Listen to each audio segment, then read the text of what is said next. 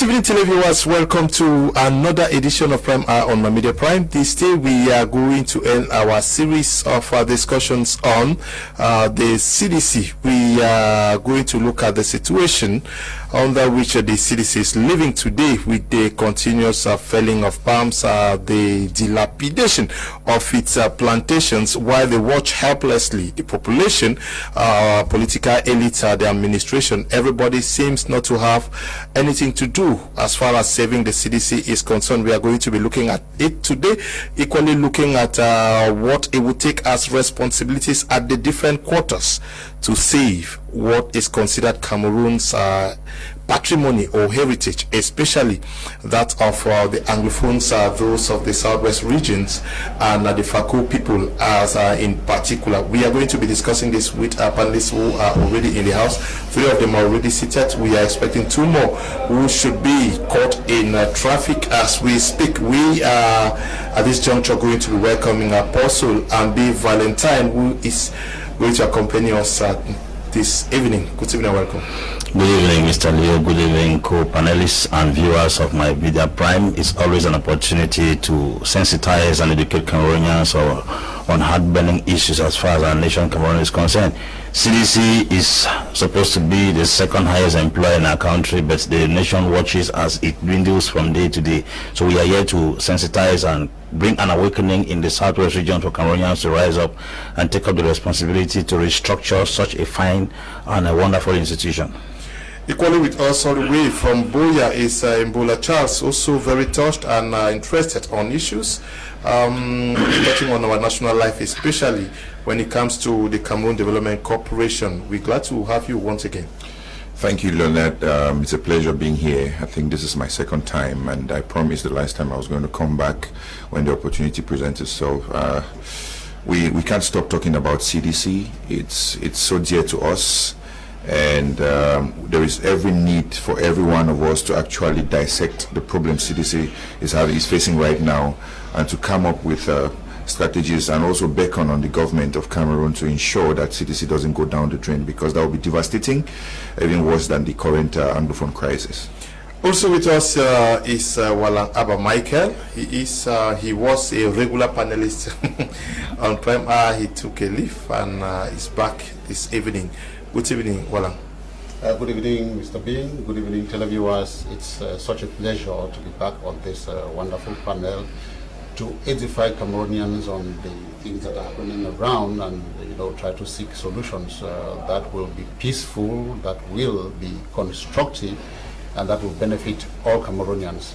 As far as I'm concerned, I have a particular affiliation with the CDC, because my grandfather that I grew up a large part of my life with worked with the CDC, so I actually witnessed, the work that went on for a very long period of time, how people went, worked with CDC and took care of the families.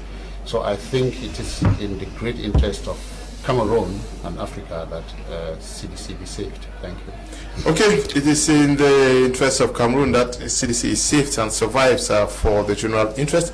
We are waiting the arrival of Evis Tayon, who is on his way from Boya, and Pastor Chris Veuse, who also wants to be part of this special edition of Prime Hour. I'll start with you, Apostle Ambi. I'll start by asking you the question that is in front of our TV screens. Who wants the CDC buried? Well, before I answer the question, let me establish a foundation that every child from the southern Cameroon is in one way or the other connected to CDC, because most of our parents, both from the northwest and southwest, actually drew what they had as resources to sponsor most of us in school from CDC. My father worked in CDC as a rubber plantation supervisor at Mselele camp here before he went on retirement, and most of the children in southern Cameroon, they practically went to school because of CDC. Most of our parents were not too educated in those days. The few that came out from abroad and they started working in CDC, they were like field assistants and group managers from different spheres. Actually, any southern Cameroonian who is not touched by the effect on CDC should be a joker. Who wants CDC down? I think there are many different corporations in Cameroon that have faced crises, and the government keeps giving them sustenance and supporting them. For instance, like the Cameco in Cameroon, it has had several challenges and they keep pumping billions into it, changing directors every year, and yet nothing fruitful is coming out of it. In the days of if Michel Futso, Cameco was making waves, and suddenly there was a manipulation from the French government. It was kicked out of Cameco, and different other authorities have come to manage Cameco, yet things are not driving very well. But every year the government keeps putting money into Cameco, and CDC happened to be a parasitor, and most of the head machines in CDC will surprise that most of them are francophones, and it's surprising that CDC is passing through a very serious challenge right now. Everywhere is silent. When Sonara had a challenge there in Limbe, many ministers came down because they were agitating and jittery left and right. But now CDC is down. We are not hearing anything mentioned about CDC. It's a very serious concern to us. I want to start by first of all saying that the FACO elites supposed to be the first persons to be blamed. I'm sorry to use this statement, but they should understand that CDC is upon their land, and it is a treasure. They were not supposed to have allowed anything go wrong. I've never seen anybody rise to protest against the effects on CDC. I expected the FACO elites, who are the custodians of that land, to have at least raised a motion of complaint that actually they are not comfortable with what happened to CDC, but everybody seemed to be silent. Even if the government has to take responsibility, the government's attention is supposed to be called by the indigenes of that land. So we call upon the FACO elites to understand that CDC is not just there to serve FACO. CDC is serving Cameroon. CDC has almost about 22,000 workers on a surface area of 42,000 hectares, and it has a capital of about 35,718,800,600 francs CFA. That kind of manpower, that kind of surface area, that kind of finances being left to go down like that every day is a very serious concern. So we call upon the FACO elites first, who are the custodians of that land, to raise a complaint that CDC is dying slowly. We'll come to other things. I think that's the foundation for now. Why is the CDC land so attractive for sale, Charles Imbol? Is it that it has been worked upon and almost ready for sale? Because we know that these lands have been exploited for many years today. Well, Leonard, you know, first of all, we are talking about FACO, and FACO, being what it is very juicy. The soil of FACO is one of the best soils you can find in Cameroon. It's a volcanic soil and produces virtually everything you can think of. When we look at what's happening in CDC, first of all, I want to contradict my co-panelist, the apostle above or on the other side of the panel. When we are talking about Cameroon, I would prefer we use the expression Cameroon. We are in Cameroon. Southern Cameroon was before. That's the reality. Okay. That's my reality. And I don't want us to get into the nitty-gritty of all that. We don't need to be mentioning things that will only bring divisive tendencies. But we talk about CDC as Cameroonians, we talk about CDC as sons and daughters of the Southwest region, we talk about CDC as sons and daughters of the Northwest who have actually benefited from CDC. So we understand what CDC is all about to us. CDC is that one jewel we shouldn't give up. I mean, we should fight to the last person standing to make sure CDC remains. When you look at what's happening, you begin to wonder, like he said, the authorities, the elites, I beg your pardon, who come from FACO, to be more precise, should be more responsible towards the management of CDC. We cannot have, it is glaring to everybody, we cannot keep giving out CDC land as land surrender to villages for nothing. I say for absolutely nothing, because the traditional rulers, the elites only enrich themselves. Nobody benefits from that. So the impact is not felt by the common man. And therefore, we need to stop this. Let us find a way. I think, yes, there has been an expansion of CDC in other parts of the Southwest region. Talk about Ndian, talk about Meme, even talk about Manu division where CDC has been extended to. But when you look at the current socio-political climate affecting these two regions, CDC land should not be given out on no account. Okay, CDC land should not be given out. But my question is, why is it so attractive for sale? Because now you say it's land, CDC, the FACO soil is very, very rich. But conversely, the lands that are sold out are not being put into use. That is exactly my point. That is exactly my point. I'm talking about the attractiveness of CDC lands, especially within FACO. You know, with especially, I mean, from the past 2 years, have seen a swift sale of land within FACO. Should I say it's because we are aware that there's a probability of a deep sea port coming to FACO? Should I say because we think about other business opportunities? I don't think that should be any reason enough. We should instead ensure that when these lands are given out, they should be properly managed. Because right now, nothing is being properly managed. When you see the makeshift structures that are built there, when you see the peanut fees that is being paid for CDC lands, nobody benefits from it, and that's a problem. Okay, CDC needs lands for crop cultivation. Like we have the palms, the rubber, and a host of others. Individuals who are given these lands need the lands to construct houses. Who should be given priority? The company that needs the lands for its survival, or persons who need the land for the construction of the houses? Okay, that's a very beautiful question to me, you know, from my own perspective, because given the topic we're talking about, what's the way forward for CDC, okay? And what it means that what can be done to take CDC forward. That's my understanding of and who are the people, who are the actors who could be involved to take CDC forward. So my answer is, from the historical perspective. Are you answering my question? Or you're answering your question? Land. Yes. From the historical perspective, okay? The lands of CDC were grabbed by the Germans from the villagers around there. They were grabbed by the Germans, and no compensation whatsoever was made to the indigents around there. That is the first problem that occurred. And the people who protested at that time, they were punished in one way or the other. Many of them were killed even. The CDC, I mean, in those days it was just farmers, some smallholders, it was not CDC. So when CDC came into being, even the British, they appropriated some more land to expand the CDC without any compensation to the people. And when the British left, the CDC kept on pursuing its policy of expansion.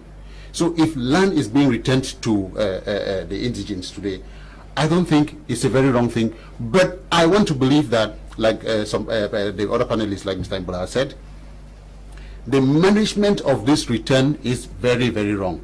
So what is the way forward for CDC as far as land is concerned?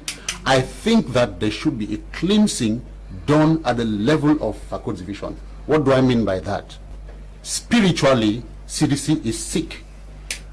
In the past, lands that were appropriated and not well or not compensated for, some form of cleansing has to be done today.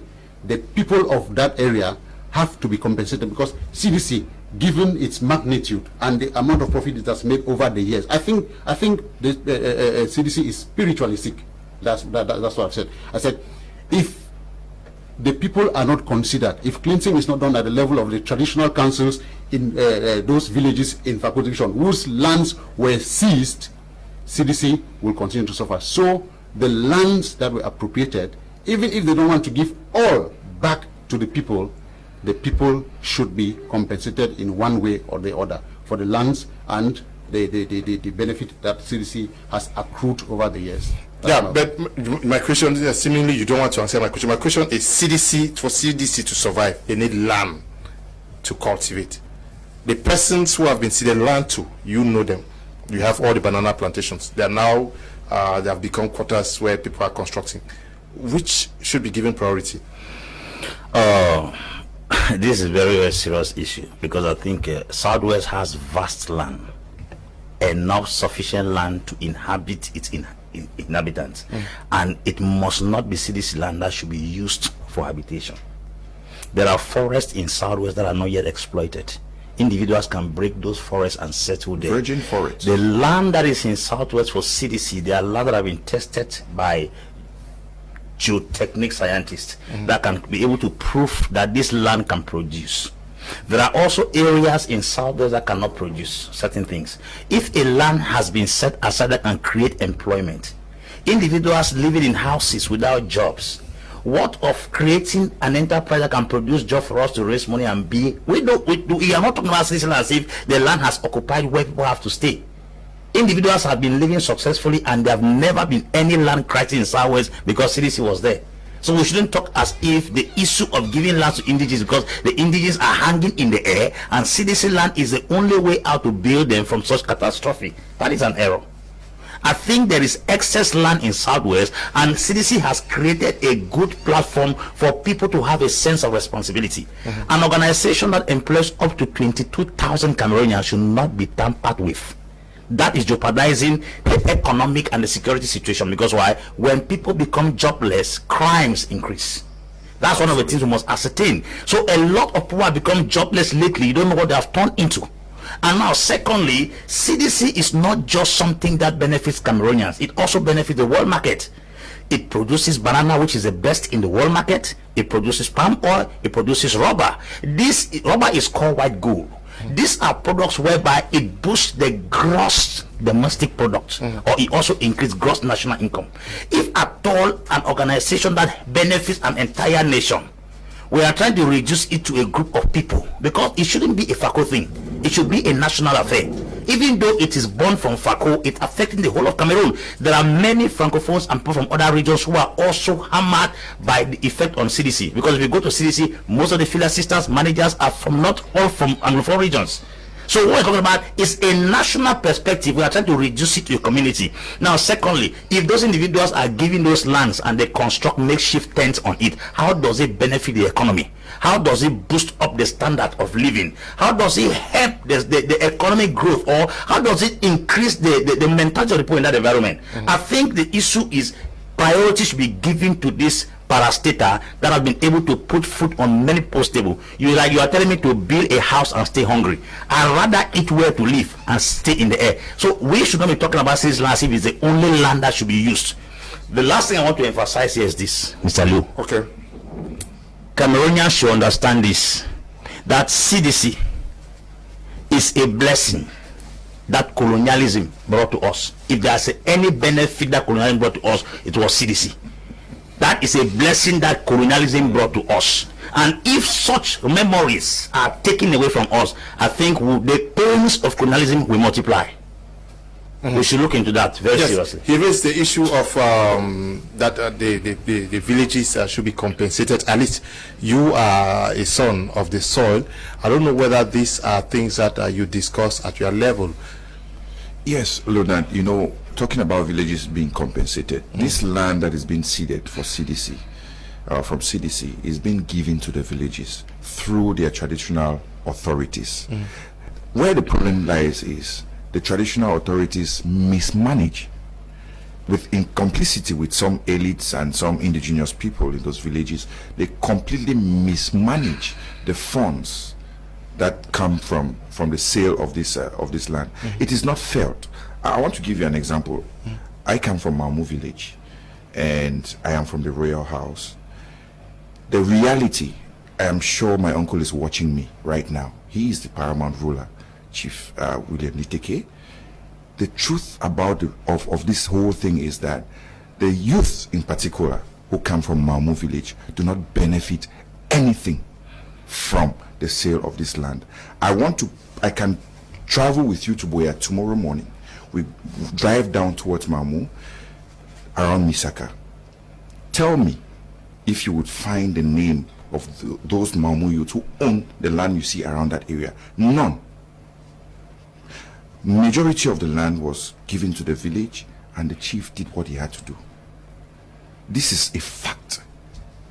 I am not saying it because I am not afraid. I'm just saying it because we need to start correcting some of these things. If my household member is misbehaving, I would tell him the reality. I would say it the way it is. This is what has happened, and it is the same thing happening in other areas where CDC had ceded land to the local community. You go, this land has been ceded for over 5 years. Nothing. I mean, before the crisis started, absolutely nothing has been done. There is a funny structure around that area called the market. Then you can't use it. Okay. It's not possible. Okay, so you understand this. I'm just trying to bring this facts because it is the same thing happening elsewhere within Fako subdivision. Okay, I want us to get to Limbe. There was a demonstration by some CDC workers who are not very happy with the situation where their plantations are consistently being destroyed. Eli, can we take a watch and listen?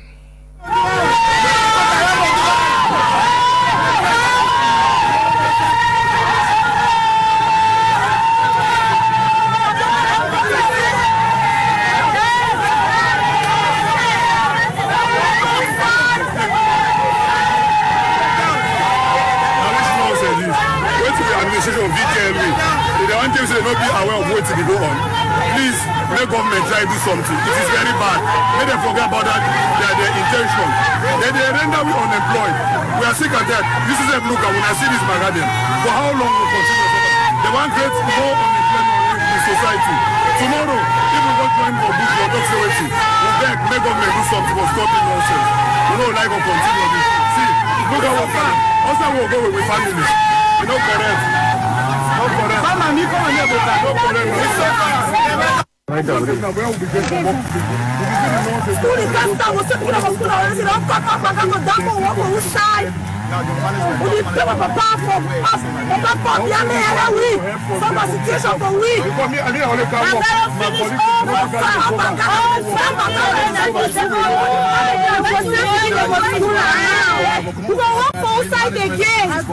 Are they aware? Yes, I'm part of the management, so the administration be aware.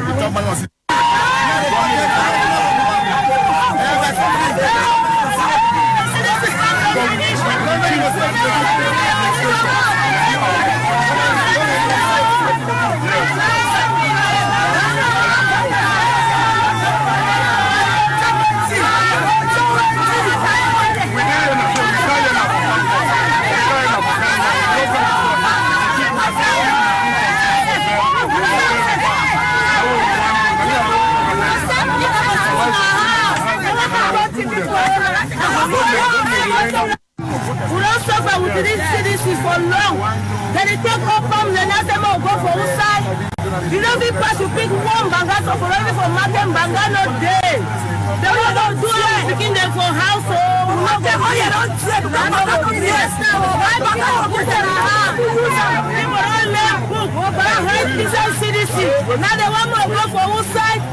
We can't go to school.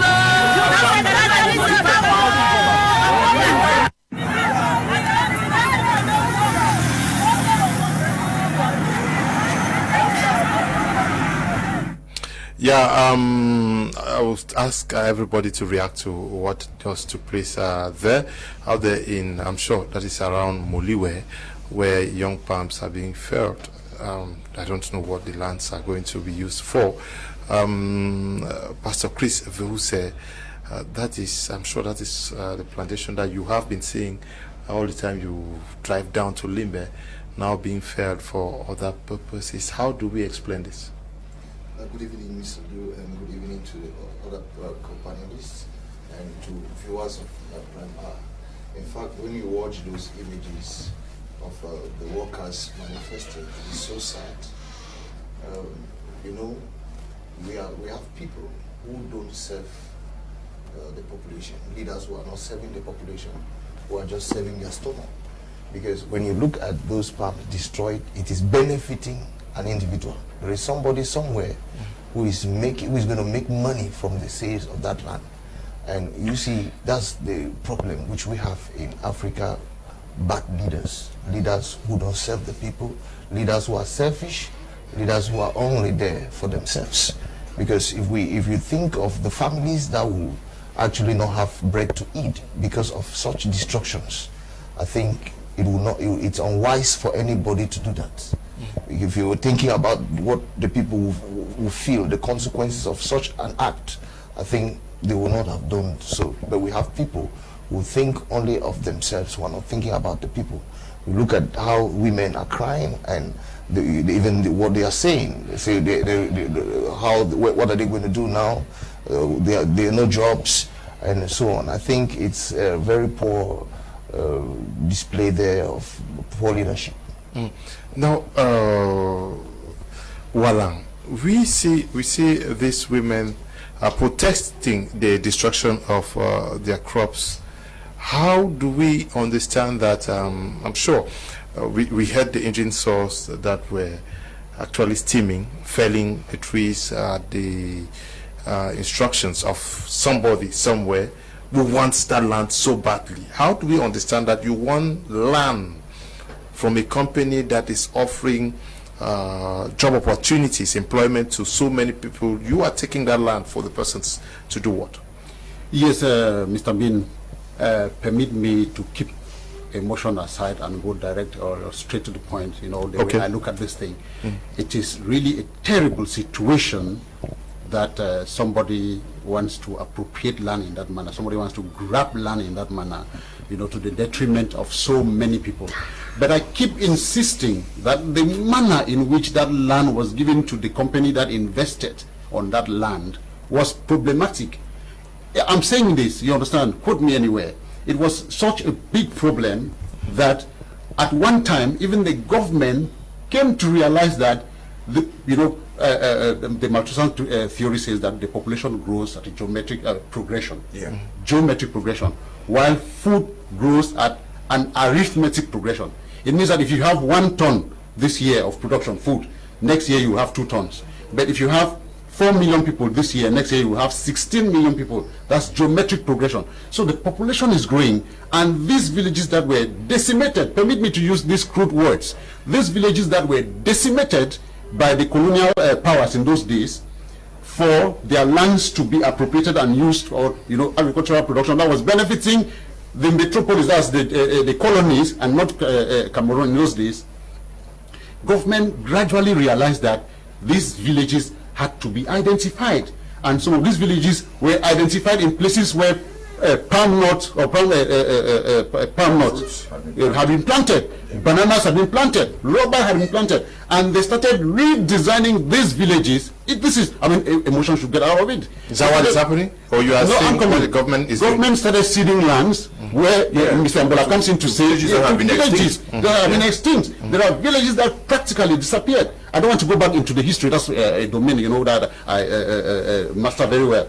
But government gradually realized that some of these villages that were almost extinct were to be resurrected, revived, and they started giving back these lands for people to, I mean, it's some kind of, you know, giving land. As a population is expanding, people should have places to stay.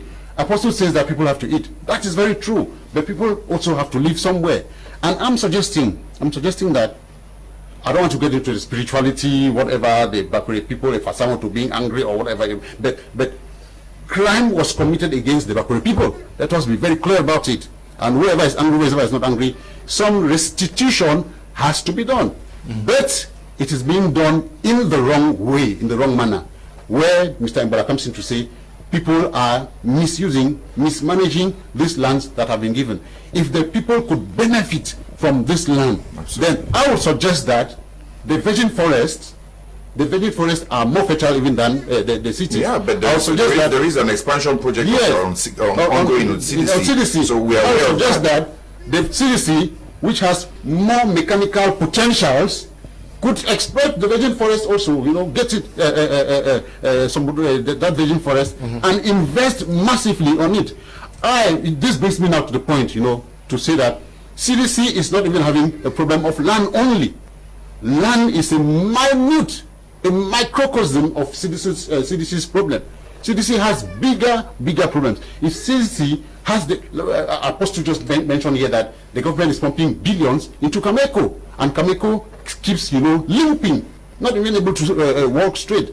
So I think that there are other problems that, if solved, CDC will acquire land wherever they want to acquire. The problem with land in Fakot division is that it is being mismanaged terribly by elites in the division, by administration, and the traditional authorities. Anyway, it is a debate. We are going to be moving one stage to the other. We are going to come to where you are, but our focus now is on the destruction of the plantations. So, after years of destruction of these plantations and lands ceded, is it not obvious that people should take up the case? Because it is true, you say that the people need the lands, and government felt that the land should be given. When you look at what has been done with the land in Moliko, would you say that the lands in Moliko are occupied by the indigenes of Moliko? Would you say that the lands that were given to the people of Muya, that is the indigenes of Muya today, has helped the indigenes to grow in size? But if consistently this is not being done, why are people not taking up the CDC case? The question I wish to ask is, those villages that were extinct in the past, were the villagers suspended in the air, or they found somewhere to stay? If they ever found a place to stay in the plant, then that place was very comfortable. Number two, when you don't know the value of something, you abuse it. I want to say this, that it might be that the villagers of old did not know the value of the land they had. The Germans had to enforce strict measures in order to properly use the land for them. And I don't think the interest that the Germans invested on that land was wasted. No, Apostle. Well, let me land. See, please, let him land, please. Let us not insult the memory of, those people. I'm not insulting anybody. I'm just trying to bring out facts. If I thought I have this phone in my hand, I don't know the value, and somebody takes this phone from me and does something better to it, I should be able to appreciate the person's IQ better than mine.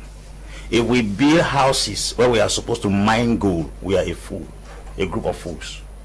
The simple truth is this. Let me tell this story. There was a man that wanted to do diamond business. He worked on a piece of land for several years, and the land was not productive. He sold the land to go and do diamond business. The money he had in his hand, while transporting himself from one place to another to look for diamond, it finished as transport. The person who dug that same land under found diamond. Actually, he sold what he was looking for. Southwest elites were living on a piece of land they did not know to some extent the value because of the scientific knowledge that they had in limitation. Strangers came, discovered the value of that land, invested in it rightly. I don't think it was wickedness. They have exploited it and they've gone and left that land behind. It is but normal that we who are now left behind, our eyes have been opened to understand that such and such product can grow on this land and produce income. Why not take advantage of it and expand it and make it good for our children who will grow up tomorrow to have somewhere to lean on, to have somewhere to shelter? Meanwhile, we expand. Remember, those lands were equally forests, and those lands were equally villages before Pokemon exploited it. Why not take the same initiative which you used to exploit those villages and those forests to exploit new environments for settlement? It is very obvious that conurbation is taking place. Is when one city joins with another in growth. So when we expand, it's obvious that when we discover valuable lands, you cannot go and build on a mine in South Africa, because the land is producing what can produce many houses. Are you telling me that we should take 10 hectares of palms that can fit 100,000 Southwesterners and sell it to build houses when people will stay there without food? Let us be reasonable. There are villages in this nation that are hanging on hills. There is nothing productive there. People are living there. I think when land is supposed to give benefits to a good number of people, will you use this thing judiciously and be able to better the society, rather than trying to carry some historical facts about some customs and traditions that have been our yoke and bondage for many years. These lands should be exploited for CDC, and people should be given the opportunity to exploit new lands. CDC has gone to Widikum through palms. There are other places in Cameroon. CDC is in Litora. There you are. CDC had 42,000 hectares of land. CDC has a capital of 35 billion, 718 million, 8,600. It has a population of workers about 22,000. Are you telling me that we should build houses on land that can feed 22,000 people? We should be rational now. Okay, we should. Yeah, with urbanization right now, there is need for land for investment. And in the process, CDC needs to expand. You need to find new grounds, to keep cultivating and keep the employment trend. The problem, Apostle, that we have right now is the misuse of the land. Even in the Western world, when cities are expanding, because cities are expanding, when cities begin to expand. The risk I was afraid, the risk that we are taking, that we are selling it to give it to wrong people, would have allowed cities to even be beneficial. Yeah, I agree with you. I agree with you that the use is a complete mess. Yeah. So that is what the problem is. But the intention for which is being seeded is not wrong at all. You get my point. For the intention for which is being seeded is not wrong at all. So I think that we need to go back and correct what is happening. What is happening is that the land is being completely mismanaged, misused, misappropriated. Use whatever adjective you think we can use for that. So we need to, that's what we need to redress, because CDC land was given out in 1949, if my memory is still correct. 1947, and it was a contract. At some point it had to expire. Yes, it has expired already, and I believe that's why CDC is doing expansion. But what do we do with this land that is being ceded to the population is another problem. Why is the government not having a strong eye on CDC? It's a call for concern. Okay, it's a call for concern. We saw laborers actually decry. Can we have a replay of that video, please?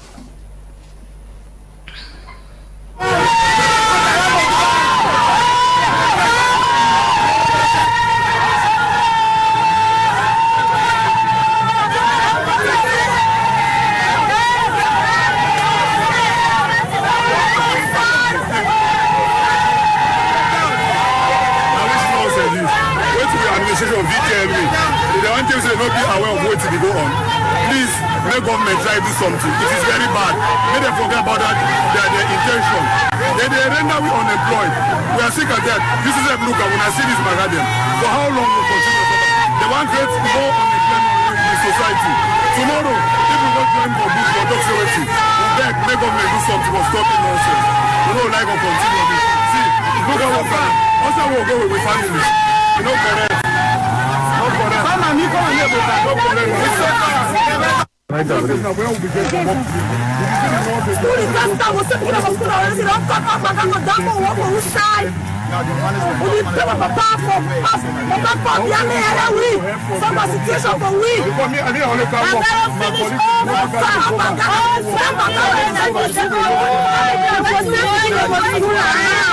we will walk outside again. Are they aware? Yes. I'm part of the management, so the administration be aware.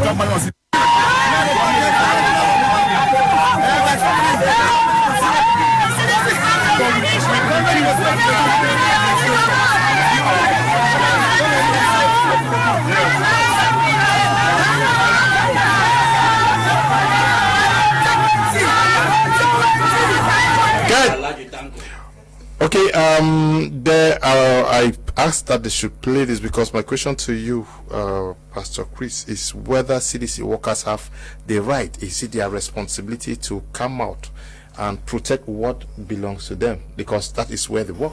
First of all, when I saw those images, I was wondering if they are actually coming out manipulated or sent by some people, because I believe CDC has management. And the management should be bold enough to take some steps and talk to the powers that be, that when it comes to this land, if we're giving it out, it's going to cost CDC this and that. But it's like they are afraid. They are trying to manipulate the poor people. And I think CDC is benefiting this management more than these poor people. So these poor people who are manifesting and crying, are they actually crying for themselves? Or they are trying to please some people who are seated there in air-conditioned offices and having huge pay packet every month? I think that is where the problem is. Because we know in the southwest, northwest now, it's difficult to manifest. But if you see people coming out and manifesting like this and they are not brutalized, nobody is touching them, it shows that there is serious manipulation that comes from up. We have a system where we manipulate poor people to keep poor people poor. And I think it has to end. Are you saying that the other day when you people came out to protest about what happened in Bonaberi, you people were sent by some people to manifest? We're not sent by anybody to manifest. We're So why we're the victims. Why do you feel that these people are not the ones managing CDC? CDC has good management. Let me not call it good management. They have management. And what tells you that the management of CDC is not in Yaoundé every day for this fight?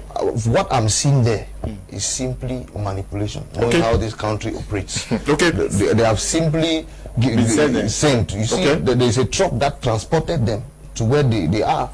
You get it well, because I saw a truck where they were coming down from that truck and they began manifesting, meaning that it was somehow organized. They were transported, and maybe bread and sardine was also involved in the process.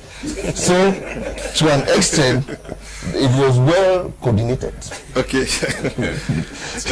okay. I'm sure that the day I showed your manifestation, when you people took to the streets, some people said that so you guys were paid there. We're not paid. We're victims of a terrible system. No, we were destroyed without notification. That's what somebody told me. That how can who paid you for because we're directly concerned. Those people are not directly concerned. Look, you can't. They are indirectly concerned. We're directly concerned. This is what happened. No. This is not the first. This is not the first manifestation. Let me ask you. I did the. I think that's an inadmissible statement. No, it's not. Who is paying those people? Who is paying those people? Please. They have gone for years. They have gone for years without. CDC is paying them, right?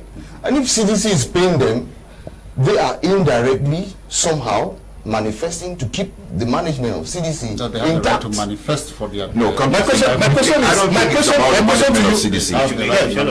It is about these people we are talking about. These people have gone for months, some for over a year without salary. I don't think that affects the management as much as it does to them. The people on the ground, because they can't feed. They actually can't feed. They say they have They are the ones. They are the ones working there, and they don't have any means of survival right now. They are not the ones who are paying themselves. No, they are working for a Pastor, I think, and that with all honesty, I think you're missing the point. It is but normal for these farmers, for these workers, for these laborers to organize themselves and protest. You don't call that manipulation. No. If one person goes on site where the young palms, which are not up to 5 years, have been destroyed, is not going to create any impact.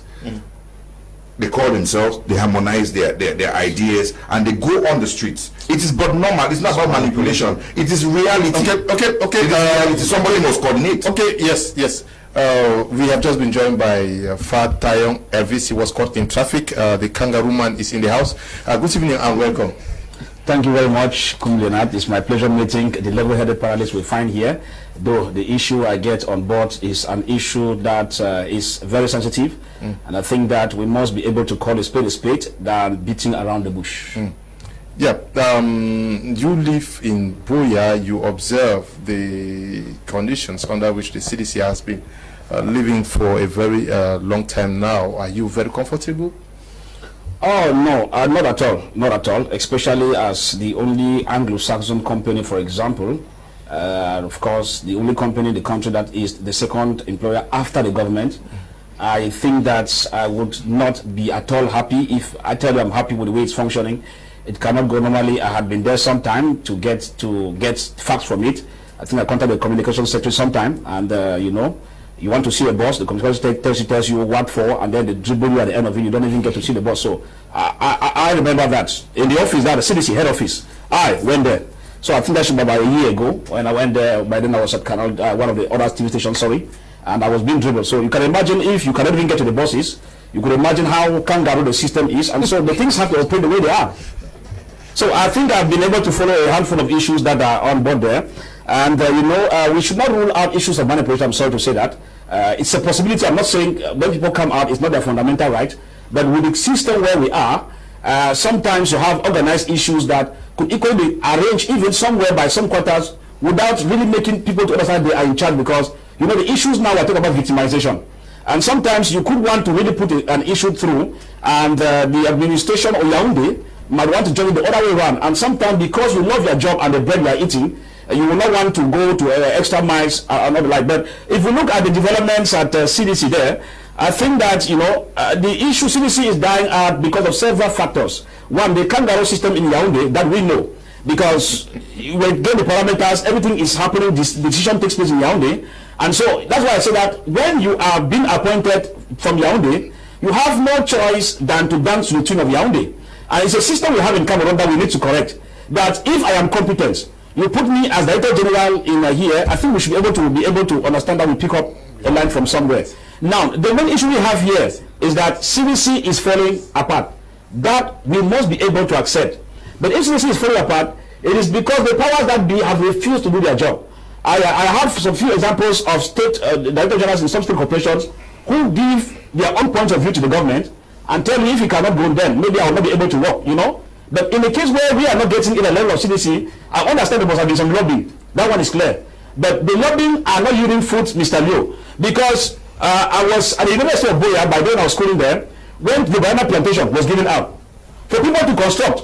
It was not even for farming, for people to construct. That one has been taken. That's the question. That's the question I asked earlier on. So the question you are asking is correct, that if, as I said, it's a system that is people are functioning as robots.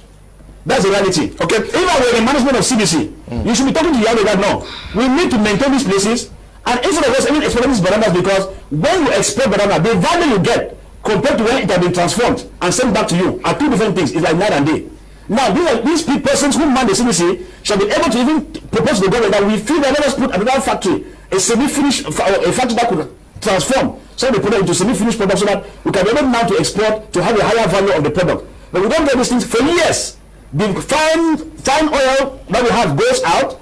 Now the bananas we have moves out. The rubber we have moves out. It becomes a call for concern. So I think that somewhere somebody is not doing his job. Okay, because we are being tolerated by the machinery in Yaoundé and for CDC to grow.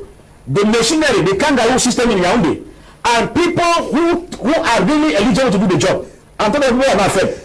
If you put me as Director General, you put me as Director General. If it's not moving, you give a not moving, you quit.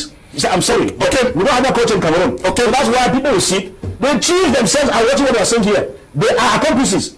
I attended the meeting of National Reconstruction in Boya. And no, it's the truth. We have Minister Benjamin here, who came to that meeting and was complaining to Minister Paul Person that even the chiefs themselves watch and some of them partake even in the sealing of the land out to other individuals, which means that to an extent, even our own chiefs in the southwest, I mean our own chiefs, are equally playing a role in dishing out some of those lands with administrative officials. I'm sorry to say that. I'll come back to that some other time. It's a whole kangaroo system that needs to be dismantled. It's a whole kangaroo system. We are going to take a short break. When we come back, we go to another level of our discussion.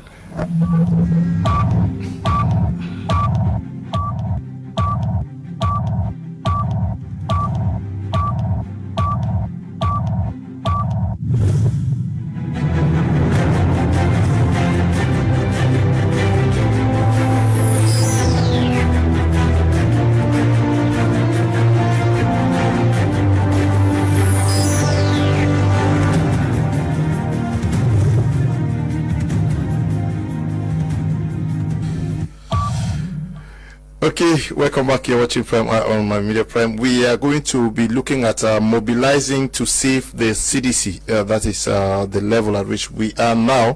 What has to be done to save CDC? CDC is in difficulties even before the coming of the ongoing socio-political tensions rocking the southwest and northwest regions. They are in difficulties. We all know that prices of most of the products at the world markets are dropping, and there is need for the situation to be fixed. Whose core responsibility is it to save the CDC? Well, I think first of all it is first of all it is the Cameroonian government. The Cameroonian government has the incumbent responsibility to save CDC.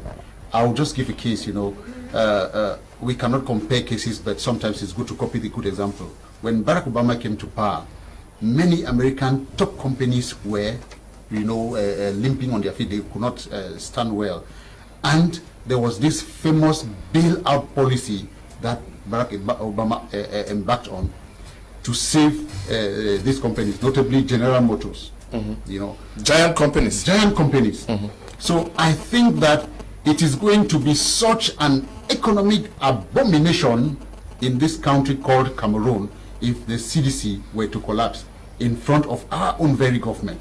That has, I don't want to say the government, the government doesn't have the money to throw, out through the window, but a company as serious as the CDC, that has been a major employer in Cameroon for many, many years. And I am sure that, as Apostle Lambe said, every Cameroonian is affiliated to the CDC in one way or the other. Even all the officials, Anglophone Cameroonians, who are working with the government and who are occupying top positions, of course, they have an origin that can be traced to the CDC. Yes. So I think it is incumbent upon the government, that's the first actor, upon the government to invest every little effort that they can to make sure that CDC stands on its feet. And I will just highlight one of the, one is financial. The government has to support CDC financially. The second is solving the Anglophone crisis, which itself is a major blockade to the CDC. We know that even though the CDC was limping, but the Anglophone crisis has come to crumble the CDC, brought it even down beneath its knee, and so it is incumbent for this crisis to be solved. So, when I say solving the Anglophone crisis, is solving it so that the crisis stops, people go to school, people go to the market, people don't go to the market like what happened in Rwanda yesterday. People are in the market selling, and we get the the attack of the secessionists, and then people are rushing back home. The problem should be solved genuinely so that there should be sustainable peace in the southwest and in the northwest region. I think these 2 points will go a long way to Apostle Lambe, do you also think that it is the government has the core responsibility to ensure that the CDC survives? Of course. Like what Mr. Walang just said, is Obama. Obama is not an individual. In that capacity, was acting as the U.S. government that supported. Like what happened recently, if you look at it, Donald Trump is the one that has been able to revive the American economy to a greater extent. This was because most of American giant businessmen went down to China because of cheap labor and cheap material. So when they went down, it caused the American economy to be sinking. So Trump had to come to America, reduce the taxes of home-based products and increase the taxes of imported goods. That pushed the American businessmen in China to abandon everything they were doing there and fall back in America to boost the American economy. Those are some of the things that led to the COVID-19 attack, which was about biochemical war. That one is set aside. In 1960, Nigeria gained independence. 70% of its gross national product were coming in as a result of agricultural products being exported out of the country. 25 years after, Nigeria's gross national product dropped because why? They were importing 50% of their national products, agricultural products. We should be able to see the balance. In the 1960s, they sent out 70%, would boost up the gross national product. If CDC is falling, it's not a FACO stuff. It will affect the gross national product and the GDP of this country, whether we like it or not. So the government is supposed to know very well that a very huge number of persons, somebody did the calculation right now, if it is employing 22,000 persons, then each person is connected to a family of 33 persons times 3. We are roughly at about 80-something thousand Cameroonians who are already affected by the going down of CDC. So imagine such and there are other businesses around. I was trying to explain that businesses like the production of soap and savon, they depend on the palm kernels that come from CDC. If CDC is down, it's not just going to be CDC down, it's going to be a chain of businesses going down because they don't have access to their raw materials anymore to produce their products. So the government should be able to understand that the casualties that CDC going down can cause to the entire nation is very, very, very, very serious. So they should be able to look into the matter and be able to revive that sector of the country if they consider CDC as part of the country. So it's a government responsibility. Like Mr. Walang said also, I don't think the idea of us as Southern Cameroonians fighting those who are walking upon our own land should be a responsibility. It's really, really bad. We heard of people's fingers being cut off, hands being cut off. Correct. When we're going to work in the farms.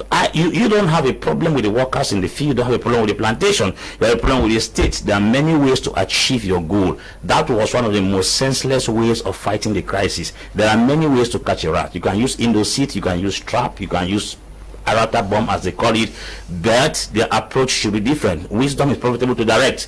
The last thing I have to make us understand is that the FACO elite should also be put into this, because I've discovered that it's like a few persons are living well in Fako at the expense of the masses. That's one. Yes, that's one of the things we have to put into serious consideration. Okay. Are you done? I'm not done. I was trying to explain the role of the Fako elites. This is true. If you look at it critically, the first general manager of CDC was in Jalakwan before Peter Mafani Musonge. It shows you that the Fako elites have a particular say in CDC. If they allow that thing go down, they are depriving. Peter Mafani Musonge before Jalakwan. Johnny Bangu. No, I'm talking about the Fako elites who have been there. There are benefits in the you know. Peter Mafani was before Jalakwan. Probably I swapped the thing here. Sorry. So this is to tell us that there are also benefits of Fako cities elites in that thing. So they have to take that responsibility as individuals who are the custodians of that land, and to make sure such an opportunity does not evade them. Yes, we are looking at taking our responsibilities to ensure that CDC survives the traditional rulers. They call them the custodians of the tradition and the land of Fako. The fact that CDC is using the land, because I remember Basangongi will say consistently that he prefers that the land be kept under CDC because it remains Fako land. Yes. Yeah, I agree with what Barrister Ngongi said, because when you look at, for instance, the Moliko area right now, where the university is standing used to be a banana plantation, and along the line, about 2-3 years ago, part of that land, may he so rest in peace, the former mayor of Boya, Kema Patrick, went into war with the administration of UB, and part of that land was seized from UB. I don't know how that managed to happen, but today, I mean, we're on the 2nd of September 2020. We give glory to God because somehow at the Supreme Court in Yaoundé, Barrister Ngongi and his battery of other lawyers were able to retrieve that land from those individuals who had illegally settled on that piece of land. So it's some form of victory. We still believe that there is law in this country when we go by what happened today at the Supreme Court in Yaoundé. Talking about the responsibilities of the elites, Barrister, the traditional rulers, I beg your pardon. The traditional rulers are accomplices. 98% of them are accomplices. I cited you an example of my own area, Maumu village. I have examples in Moliwe. We have examples in my the examples are uncountable. The elites themselves are aware. I mean, the elites who usually have administrative powers better than the traditional rulers we have are aware of this, can put an end to this. They just need to work with the Ministry of Lands and so on and so forth, and make sure that this illegal ceding of land is stopped. But nobody seems to care. That is where it becomes more frightening. Nobody seems to care. How do you explain? I have been talking about this until it's become very, very annoying each time I mention it. How do you understand the fact that the traditional rulers in Fako in particular cannot stand up? They have a whole chiefs conference. What do they discuss in those conferences that they have here and there? Today there was one in Boya. What do they actually discuss? Is it how we have to make sure that the government gives us this territory, or CDC leases this territory, gives this territory to us for us to sell and buy fat cars and buy and move around with women left and right? No, we the people are not having or are not feeling the impact. You cannot see somebody just appears. He tells the chief, I want to buy this land from you. I want to open, for instance, a chocolate factory. This is a community land. Before you invest on it, you need to convince the masses. The chief is not supposed to take that decision alone. There should be a procedure whereby if you are unable to meet up with what you were, you professed to before getting the land, if you are unable to meet up with those demands, the community could, you back out. You back out completely. I mean, the village holds that right to retrieve that land from you because you've been unable to actually do what we were supposed to do, what you promised them you were going to do. If you are taking this land, you should be able to create jobs. You should be able to create businesses. It should affect the community in a very positive way. But today we are not seeing that. I don't want people to always link this to the Anglophone crisis, saying that the crisis has hampered the developmental projects that were supposed to take effect in the southwest region and in Fako in particular. No, let's not look at it that way, because the land have been given to these people before systematically for a very long while. It's been happening for years and nothing is done. Do we want to see only bars in those places? Of course not. We want to see better structures. We want to see schools. We want to see industries. Okay, good evening to you all, especially greetings to you, the Kangaroo Man. I love the way you expose that good for, okay, keep on. Ka is writing from Limbe. Good evening to you, Ka. Good evening, gentlemen. Please, before a hectare of CDC land is allocated for infrastructural purpose, double should be exploited from the forest to maintain the plantations. Rise in unemployment should be a companion to the expected emergence. Ayim Prince is also writing from Limbe. This one says, I think the government should be blamed for the land crisis CDC is facing.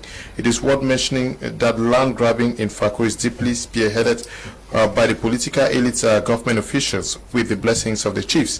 Villages are created every day and chief impositioned by the administration to have them apply for new layouts so that they can grab land and share amongst themselves. The administration is heavily implicated in this mess, and the only way out is to review the 1974 laws and subsequent amendments to suit our current society. Prior to the coming of the Germans, land used to belong to a community, village, or family.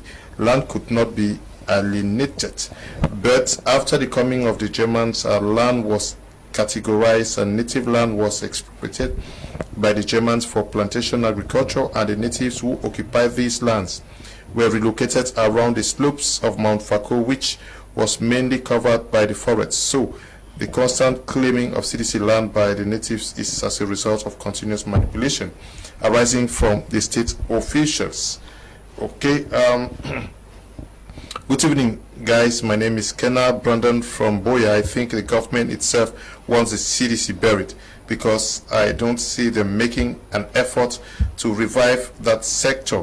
Okay. Good evening to you in the studio. If and only if these lands were given to the chiefs to distribute to natives, was even to sell to the natives, is far-fetched. George is writing from Bamenda.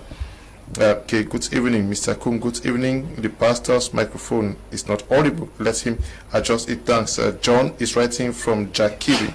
Good evening to you, John. Good evening, Mr. Liu and everyone in the studio. The footage speaks volume. Okay, you can't be asking Paul Biya to help while those committing the atrocities are in his regime. He is God-fearing. I think poor leadership in Cameroon is leading us to doom. Thanks. Kevin is also writing from Bamenda. Yes, Pastor Chris, we are looking at how to save the CDC and taking our responsibilities. Let us look at the case of the elites of Fako, the elites of the Southwest. Should they not take up that responsibility to carry this fire, this burning fire to Yaoundé and tell the government that if there is one problem that we need fixed in the Southwest, you got to save the CDC? I think the government has a major role to play if CDC needs to be preserved. But I'm talking about the elites, the Fako elites and the Southwest elites. Let me come to that. Okay. I think the government has a very important role to play. If they don't play their role well, CDC will be buried. The truth is, and if CDC is buried, it will only increase the secessionist fever that we already have in Cameroon, the Northwest, Southwest. They want to cut off. So if CDC is buried like other organizations, so say, okay, marketing board went. When the produce marketing board went, now CDT has gone. It certainly means that these people are careless with anything that is found in the Anglophone region. No, our parents were responsible in managing the marketing board. I cannot blame our brothers on the other side of the moon. So our parents were responsible. They were those companies or those banks we're trying to mention were managed by English-speaking Cameroonians. Let's take our responsibilities. That's another debate. If you want to look into that, I'm just trying. Let us not lay the blames where blames are not supposed to be all the time. The truth is that if the government has a role to play and they need to play that role, pump in money like Apostle Ame said, so that CDC can be revived. Okay. He used a very good example, the Cameco. They have always been having challenges, and the government has always been there supporting them. But when it comes to CDC, it's like they are careless, they are negligent as far as CDC survival or preservation is concerned. So the government needs to put in so much to revive CDC. And like I want to still come to this point because Mr. Fai came up with something which I think should be considered. The leadership needs to be creative, transform what we are producing so that we can be able to make more from it. If we're only exporting, when we export it, the prices at which they sell back those transformed products to us is so much. So I think if we want to keep the CDC has to be there, they have to have leadership that is creative and visionary leadership. They can look ahead and see how to create, transform what they are able to cultivate. So Fakwe elites have nothing to do? No, they have a role to play because, like you said, they are closer to the administration even more than the chiefs, and their input is very, very essential. They have always, when it comes to election, you see them very vocal and very vibrant. But when it comes to CDC, they are quiet. So they have a role to play. Let them stand up, go to Yaoundé, knock at the doors they have been knocking because they are used to those doors in Yaoundé. They should knock and then be able to kind of advocate for CDC. If they do that, I think things will change. Okay. Fai Vistayon, since you are very versed with the way these elitist matters are concerned, especially politicians, are we supposed to have waited to find the CDC in this situation before going to remind Yaoundé that care should be taken? Were the elites and politicians,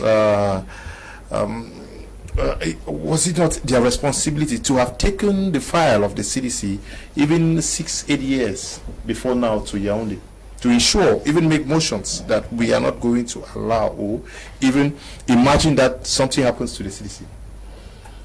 Well, you know that when you are living in a system where professionalism and technical know-how has been relegated to the background and giving precedence to political compensation, those are the consequences you get. That a man is put in a place, either because he goes into A or B, or because he militates in the party or was a substantial president, when he has nothing to offer, and sometimes when he has to offer, the fact that he has a political godfather, sometimes he be forced to dance to the tune, and therefore the creativity is absent, because all time has to be being like a stooge behind. These things matter. Now, if we look at, like when we talk about the elites here, you know, we master them very well because we understand the kangaroo operations. Now, you ask, can the elites not do something? No, were they not supposed to? They were not supposed to. Correct. Now, yeah, they were supposed to. If anybody on this platform tells you that the elites presently could have done something, we are daydreaming. Why do I say so? They are watching us. The elites will never and cannot do one, because if you look at the elitists that we're talking about, where do they belong? To the ruling class. Two, they use the position they have as a ruling class, and the doors Pastor Chris is talking about, they knock the doors to make those lands favorable. Most of them have those lands. If you go to the land opposite brothers and Ombe, I don't want to give you a revelation here because I don't want to. If I start here, it might be another thing. I know the lands they own from start to finish, and we understand that there was a period when one of the commissioner is a lady. I don't want to go further. Had to resign for a short time, and you only had to call her after about 6 months to come back to duty because she was intimidated when she was investigating land issues in the Southwest. They know the stories I'm talking. I don't want to go further, but they want me to bring the story. So, in a nutshell, for the elites, Mr. Leo, there is nothing the elites can do. Why? Because politics has taken precedence in the functioning of CDC. I repeat, politics has taken precedence in the function of CDC instead of professionalism and technical know-how. That is why creativity is very in there. All those money CDCs, you go into details. Look at them. At least 55% and above are members of the ruling party, even if they do it at the backstage. They know what I'm talking about. I've met them several times at meetings in Limberg. I mean, CPD meetings are so it's a cause for concern, Mr. Leo. If you are a journalist, are you saying that because you belong to the CPDM party, you should allow a company that Mr. Leo, what stops them from going further? I'll repeat over and over. They are hearing me and they know. I know what they do. What stops them from going further is because they use their political positions to knock the doors in Yaoundé and to knock the powers that be to carve lands for their own interests, working in collaboration with the chiefs in the south that we are accusing. In real terms, Mr. Leo, we cannot even overemphasize on the aspect of the chiefs and even this early because government gave them the leeway. You cannot look at CDC. CDC is supposed to have what they call engineers, agricultural engineers to man CDC and not political elites. So if you put political elites there, they start looking for their own share of the national cake, knowing that one day they will no longer be there. Let them before leaving, they must have come out their own area. They know the truth I'm talking. They are listening to me and they are watching me. They know. So because of this issue, most of them, even those who we call them bona fide persons of the Bakwere land, because of politics is a very bad way to put it in professional job. Because of politics, most of them have carved. They know what I'm talking about. They have lands that they are just waiting. They don't have by power. Some of them get those lands, many of them, and they will sell it out. And if a new layout, can you imagine that before new layout is carved out, even the areas in CDC, the lands have already been seeded before it's carved out. Most of the things move on formality. I know what I'm talking about. They fund the project in a bid to acquire the land. So in the nutshell, so to have the relation of the age now, what I think is that the day we remove politics from parastatals of this nature and let professionals work and do their job, it will be good. I'll give you another anecdote. Can you imagine that if you move, for example, like I was talking about, I when I went to the communication unit. First, it was a lot of questioning, and then knew that the journalist. Yam John, can you tell me what to see the general manager? I am explaining, Mr. Go. It's the kind of thing that blocks people from getting the truth. Seemingly, you are setting this course. No, I'm not setting it. I'm giving reality. You wanted to set this No, I'm giving reality, Mr. Go. I don't know how it happened, but I'm saying that these issues of elites, you see, the whole system is changed. For those who work in the CDC, moving that over. I'm sure the communication office they know what I'm talking about. Watching us from Limbe, I'm sorry. They know what I'm talking about. They've got your message. When next you let them see that they do the things they're doing. Finish all of them. No. Just leave my head sorry. We're not going to that extent, I'm sure. Please. Far Elvis Tayon, please. Don't use my platform to set a course, please. Please. Nobody is a thief. It is a court that declares somebody a thief. No, Mr. I'm not platform. Just move ahead. We take exception. Just move ahead. Okay. You are bringing out the story here, but if I went to investigate and the story was not given to me, you are investigating from another parameter. But if you had officials from the citizens who are here, they have been able to give you more, or they have been able to make us understand. I hope that next week. We are jumping from a distance. I hope that next week. They are supposed to be here. We are jumping from a distance. No, you think. I hope so. You think. No, it's true. If you don't crucify a CDC, or if you don't crucify a company when you don't allow them even to be on the platform, they call us from fact finding on the ground. We have done that. They should be present too sometimes. That's why you say next week they will come. No, I hope that next week you try and bring them. No, I hope that next week you will go. I will be present. No, you will go to Limbe. You will go to Limbe and do your findings. You are a journalist. Well, if I go there, get an issue of the able, maybe you give me you talk with them, then because when I go, another story will come again. That no, just wait. What you say, general manager? Just wait. He's busy. I'm going in the meeting. Why do you think? Please. Just move ahead. Tayon, I'm a journalist. Yeah. I heard about the CDC. I want to give a personal experience. I heard about what was happening in the CDC. Go. I made calls. I went to Boya, did interviews, and I personally went to the CDC, and surprisingly, I was received by the general manager who exposed many things. You are a journalist. You are giving and so you are lucky that you have the facts. Yeah, but so it's good for you. What about the approach? I just left here. Went to Boya, did. Approach. I know all the approaches. I went down. It's not the CDC. I moved to Pablo. I've been on the field. I'm a field reporter. So if I talk about approach, it looks like please, I went and used the wrong approach. That's not part of the discussion. Let us continue. Now we are looking at taking the responsibility for politicians. What do they defend? If you cannot defend the CDC as a politician from Fako, what do you defend in Yaoundé? Well, that's a very technical question, but let me try and answer that. I think. Yes, if you have a structure like the University of Boya, that is the pride of the place. You have a structure like the CDC, that is the pride of a people, and you are an MP, you are a senator, you are somebody from Fako, you go to Yaoundé. What do you defend in Yaoundé? Defend themselves. Yes, Mr. Bean, let me surprise Mr. Mbola a little, about a document that Abu Machor wrote during the beginning of this Anglophone crisis, in which he stated clearly that some structures in Anglophone Cameroon were systematically dismantled by the regime in Yaoundé. When they were dealing. I'm coming, please. No. Please. Right on, brother. Yes, right on. were systematically dismantled, amongst which was the national the marketing board and other structures, the seaport in Limbe, the power cam in Moyoka. So I think that we should be informed that the CDC may be undergoing one of these destruction processes. I'm not saying, I say maybe, please. I'm not accusing somebody. I'm weighing my language. I say it may fall. Mr. David Abu Machor has been Secretary General of the Presidency, and he was a member of the committee that went to. He was governor. Yeah, he was governor, Southwest and Northwest. He was a member of the committee that was sent to Bamenda and Buya by then President Ahijo when the started agitating to go and find out what was the problem. The current president was the rapporteur of that committee. So please. So now, to your question, the elites, most of them, Mr. Elvis has said, most of them are CPDM. And surprisingly, and many Cameroonians know this, there is a policy of the ruling party.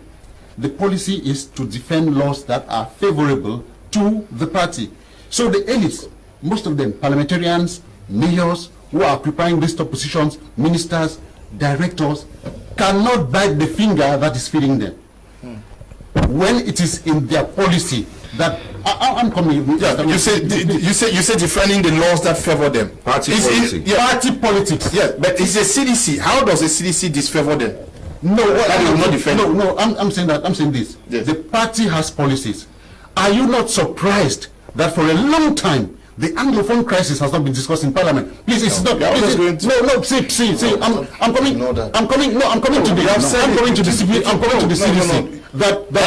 The CDC, as important as it is to Cameroon, not only to Fako Division, not only to Anglophone Cameroon, as important as it is, and the elites being very aware of the importance of the magnitude of CDC, are quiet till today with all the issues and all the problems that the CBDC is facing.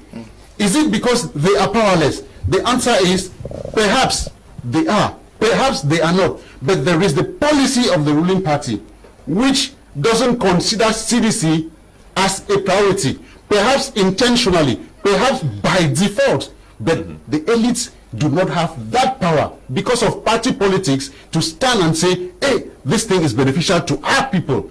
So we need the government. You think the elites don't see it as priority? They think it is important, but I'm saying that they do not have the powers as the elite, to stand in front of drive the motion into their party the powers that be and say, hey, look, these things, they favor our people. They know that. They are aware. They are sympathetic. Please, these guys are human beings. They are aware.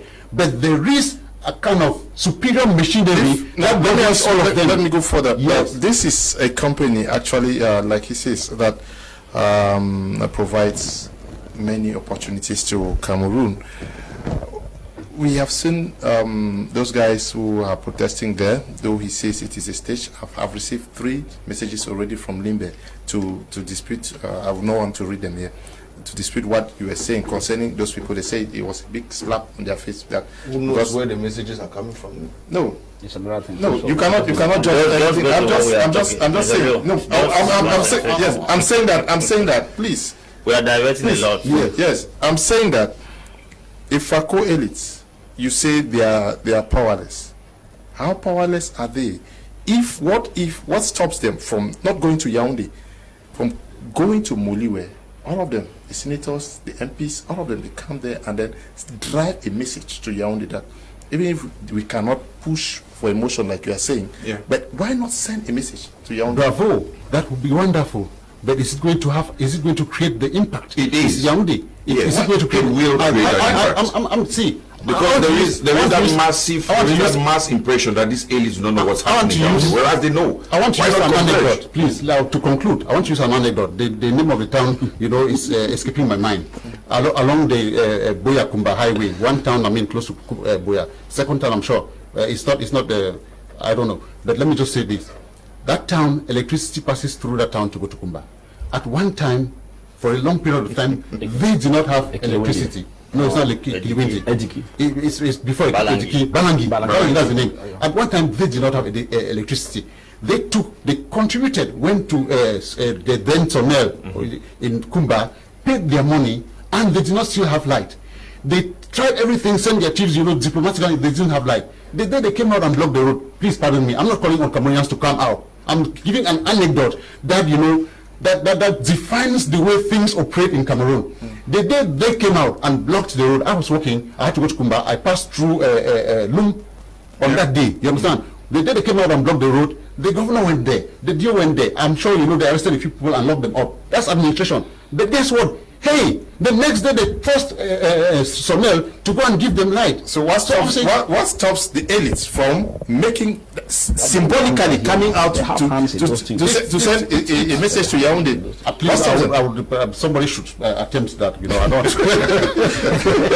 Okay, Apostle Ambe. Actually, we are talking about Fako elites here because, especially the traditional rulers, because they are the custodians of the land.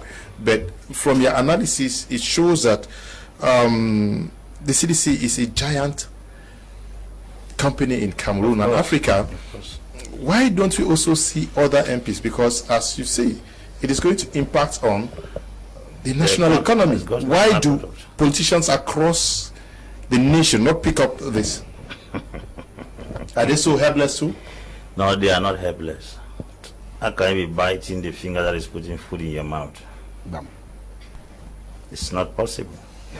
The elites cannot be quiet if they are not part of the game. Excellent. It is but certain that the elites are part and beneficiaries of this game. Okay, the MPs from the far north are part of the game. What? I'm talking nationally. I thought you were talking about elites of. No, why you say elites? You are talking the political location. The impact is felt on a national scale. Yes, that's what Leonard is trying to say. I want you to look at it. Why are the MPs giving a blind eye?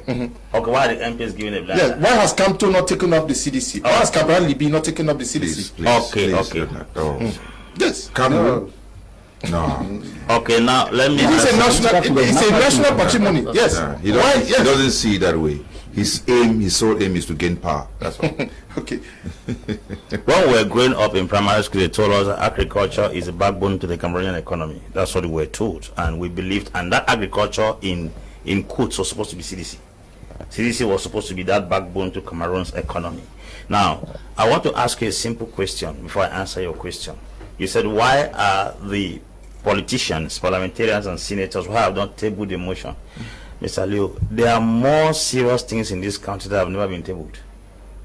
CDC should be at least the number 269 of them. If human beings are dying, blood is being shed, it is not tabled. Is it banana? Is it pants? Or is it rubber that doesn't talk?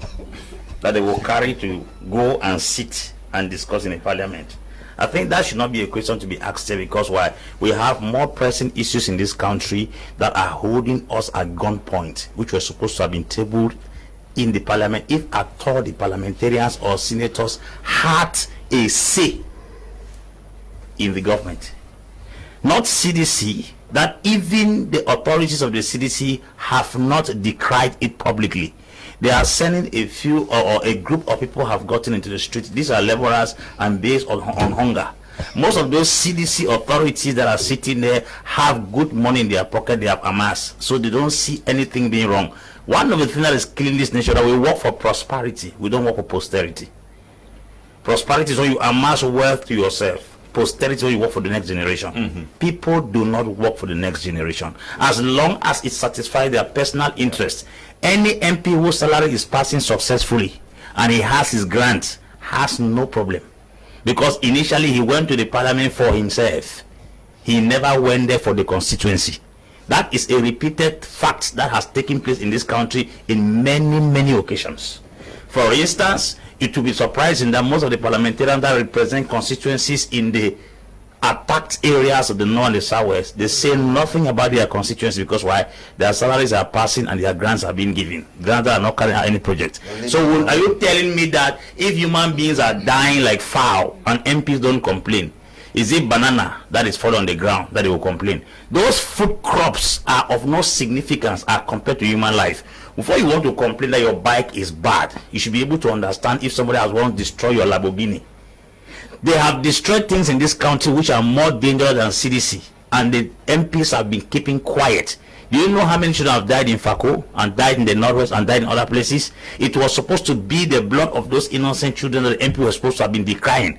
But unfortunately, they have not mentioned. Then you are talking of CDC. We should be able to, let's be rational and understand that these people went to the parliament for their personal interest. One of the things that make you understand is when a man represents a constituency, when there is a challenge, he stands with these people. But most of those parliamentarians have transferred to Yaoundé. Some of them are not even aware if palms are dying. As I talk to you, some of them are not even in their constituencies to know if banana is no longer there. You to be surprised that you can snap boya and send to a parliamentarian and say, "Is this boya? It's been a long time. Is this boya?" Now I'm telling you, it's the truth, because why? They are not even there to know what people are going through. So how can they even raise motion on something they are not even aware? When Cameroonians are in Cameroon, people from constituency, they are watching their constituency on television. They are not on ground to ascertain the effects of activities taking place in those countries. So the idea of the parliamentarians or the politicians rising to stage a motion against the incident of CDC is a farce. Lastly, we belong to a political system that is ruled by a presidentialist system. The parliamentarians are of very little significance. They only go to the parliament to put their fingerprint on what has already been decided. As a matter of fact, if you want to stay in parliament, keep quiet. A parliamentarian was designed to talk, but our own have been designed to be mute. Okay. From every indication, he says that, okay, if the MPs cannot take care of human lives, how much would they do for the CDC? Is the CDC case a grossly neglected case in Cameroon today? Absolutely. I think so, 100%. Because what we see happening at CDC right now is just, CDC is a shadow of itself. I remember my grandmother used to work with CDC in the health department of CDC. We grew up in Tiko Water Tank, where I was born, house number 8, if I'm not mistaken. And the love that used to reign within the CDC camp, the farmers, the laborers, the doctors, the nurses, all used to live together. We used to see on payday how there was jubilation in those CDC camps. It is a neglected investment. It is a neglected investment, because if CDC had actually received the kind of attention that it deserved, CDC would have been on another level, honestly. But CDC has been dwindling. It has been dwindling because it has been left just in the hands of the general manager. Why I ask this question is because seemingly only the persons who have lived around the southwest region are concerned with this CDC. Are we not? Is somebody like Madame Kawala not supposed to have taken up the CDC case? Somebody like Cabralibi is not supposed to have taken up the Metralescope. All of them. Let us criticize the CPDM whichever way we think we want to criticize the CPDM. I'm fine with that.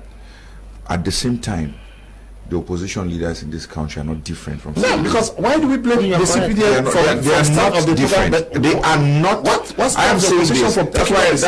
That's why when you mentioned Professor Maurice Kamto, keeps calling himself President Elu. I don't know what that means, but we have issues where we think our political leaders can stand at the forefront to vehicle the messages that need to be sent across. But they don't do it. Everybody's interested on the top for the top job. I am afraid not everybody can ascend to that top job. Not everybody can take Mr. Bia's seat. Someday he will go. But we have other pressing issues to focus on. Why are politicians only looking at you know, the top job of the country. I want to become the president.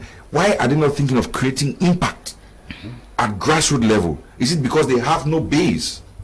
Because if politicians, these opposition parties actually had bases, they would be working from the grassroots. I would understand the common cry that the pa in Tole, the mama in Misaka, the mama in Miselele, the mama in Eden now is crying for today. Nobody seems to care. That's why we keep talking about our elites. Some of them have that concern. Some of them are making strides. But we cannot cease from telling them the truth. We need to tell them, wake up. There is work to be done. There is a victory to be won. But you must make sure you have your feet on the ground. You will do all your politicking, gain all the positions. You come back and meet us. So that is when you understand the impact, if you cannot sit up now. Okay, we were talking about Faku elites and politicians, but let us look at the CDC. Anglophones actually pride itself of it as a heritage, a patrimony, something that they are so proud about. But let us look across the Anglophone political prism. We have the likes of Joshua Osei, Kawala, I said it already, Akeremuna, Ayapol Abine. Nobody is taking this is something that is going, but seemingly it's not part of the agenda. How do we explain that? Let me just come in by commenting on what the panelist Mr. Mbola just said. He was kicking against Maurice Kamto. I'm not a member of CRM party, but I think if there is one man who has been very vocal when it comes to the Anglophone crisis, this war, this senseless war has to stop. I think Maurice Kamto has been doing a great job, more than many Anglophone elites who are parading around. So if we're talking, if he's using it for his political objectives, but at least he's sounding the trumpet, and everybody is getting it. I think that's one of the reasons he came up with a release some days ago that telling Cameroonians to wake up because the time has come. I'm not a member of that party, but I think to kind of denigrate that him here on this panel is senseless and it's uncalled for. Maurice Kamto has been doing his job as a politician. Apostle Ame just made mention of one thing. He said there are other pressing matters like the shed of human blood. We've been losing sons and daughters as a result of this senseless war. And if the matter has not been tabled, he has spoken about that. Maybe he has not spoken about the CDC, which to him may not be priority. I think everybody has his priority when it comes to we need life before CDC. So what I think is, if you're citing the names of Keremuna, Joshua Osei, and Edith Kawala, it is the responsibility of every Cameroonian. But I think Anglophones have they feel the pains better more than any other group of persons. And it is not our desire to see CDC disappear. That's why I've said that the government needs to play a pivotal role when it comes to preserving. My question is that yes, anytime there is an injustice, we see people like Kawala come out, talk out very, very hard on them. Ayapol does the same. All the other politicians do the same. Why have they been silent about something that is so important and is dying out? Let me say something. Let me air out what I feel in my heart. Maybe Edith Kawala has not spoken about that because he knows that those who are managing CDC are part of the system. And she feels that even if CDC is fine, it's fine for those who are managing it. How many persons are employed there? First of all, would you allow 22 persons to go? 22,000. 22,000. Let me say something. Because of do you know that some of these workers' salaries have not been paid? Then it is an irony for them to be manifesting. I thought that they would be saying that, oh, pay our salaries, because if you go to the field, some of their salaries have not been paid. And if their salaries have not been paid, we expect them to go out and manifest that. Let the management pay our salaries. Are you answering my question? And no, because what we're looking at, we're trying to like, we're just like advocating. I don't see my question. Let CDC live on. Let CDC live on. We want CDC to live. Nobody wants CDC to die. But let the management do her role well. Leo, you know, Have you CDC. answered my question, man of God? I've answered your No, you have not answered my question. It's not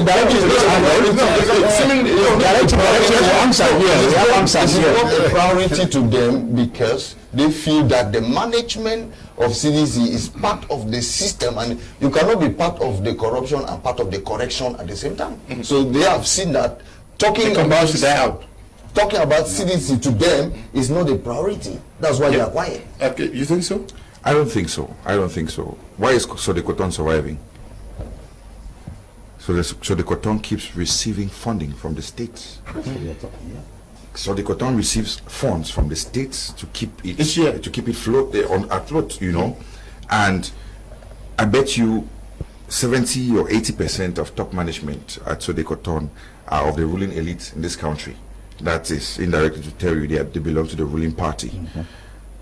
It is not about party lineage to a certain extent. It's about the goodwill. There is no goodwill shown towards CDC right now. Absolutely no. When you look at the pressure CDC has in terms of payment of salary, you begin to wonder where that money is supposed to come from. But CDC has sectors. And if the people who work from, say, Eden now, which is quite stable, in quote, in relation to the current socio-political crisis, people who work in those areas, for instance, in Moliwe and down to Eden now, can't get paid because they work. In other areas, it's not the same. And those people who are affected, who go without salary, are mostly those who belong to those areas that have really, really been affected by the socio-political crisis. They can't work. They don't generate any income. How do they get paid? Let us be very critical about that. CDC works in sectors. That's the way I call it. That's the way I decided to go in. Groups. Yes, Groups. they work in groups. If your group is not performant, nobody's going to earn a salary. You get me, my brother? So, talking about CDC, I think it is about the good faith of the authorities that be. Sometime earlier this year, there was a suggestion of 40 billion to be pumped into CDC. 40 billion. Nobody is giving us an account. We do not know if that sum has been gradually pumped into CDC to revive the dying sectors of CDC, especially the banana. Nobody is telling us anything. But I know at some point 40 billion was earmarked. It was said over and over on CRTV. My senior brother Ngoni Monono, who is the GM of CDC, was on Cameroon calling. He spoke at length about it. He spoke about the damages, the destruction that has occurred at CDC, not only on the agricultural products, but on infrastructure as well. What is happening? Okay. Has that money been put at the disposal of CDC? Nobody's telling us. Good evening, Mr. Liu. Eno is writing from Bamenda.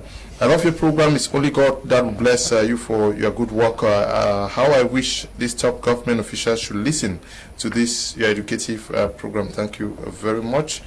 Good evening, Mr. Liu. I was in Douala last week around Bonaberi, and I witnessed a very devastating event in a quarter around Mayo. He's affected. Yeah, I'm a victim of that injustice. But you will not say that you people came out because you were manipulated. We're directly concerned. Okay. Stop me. Yeah.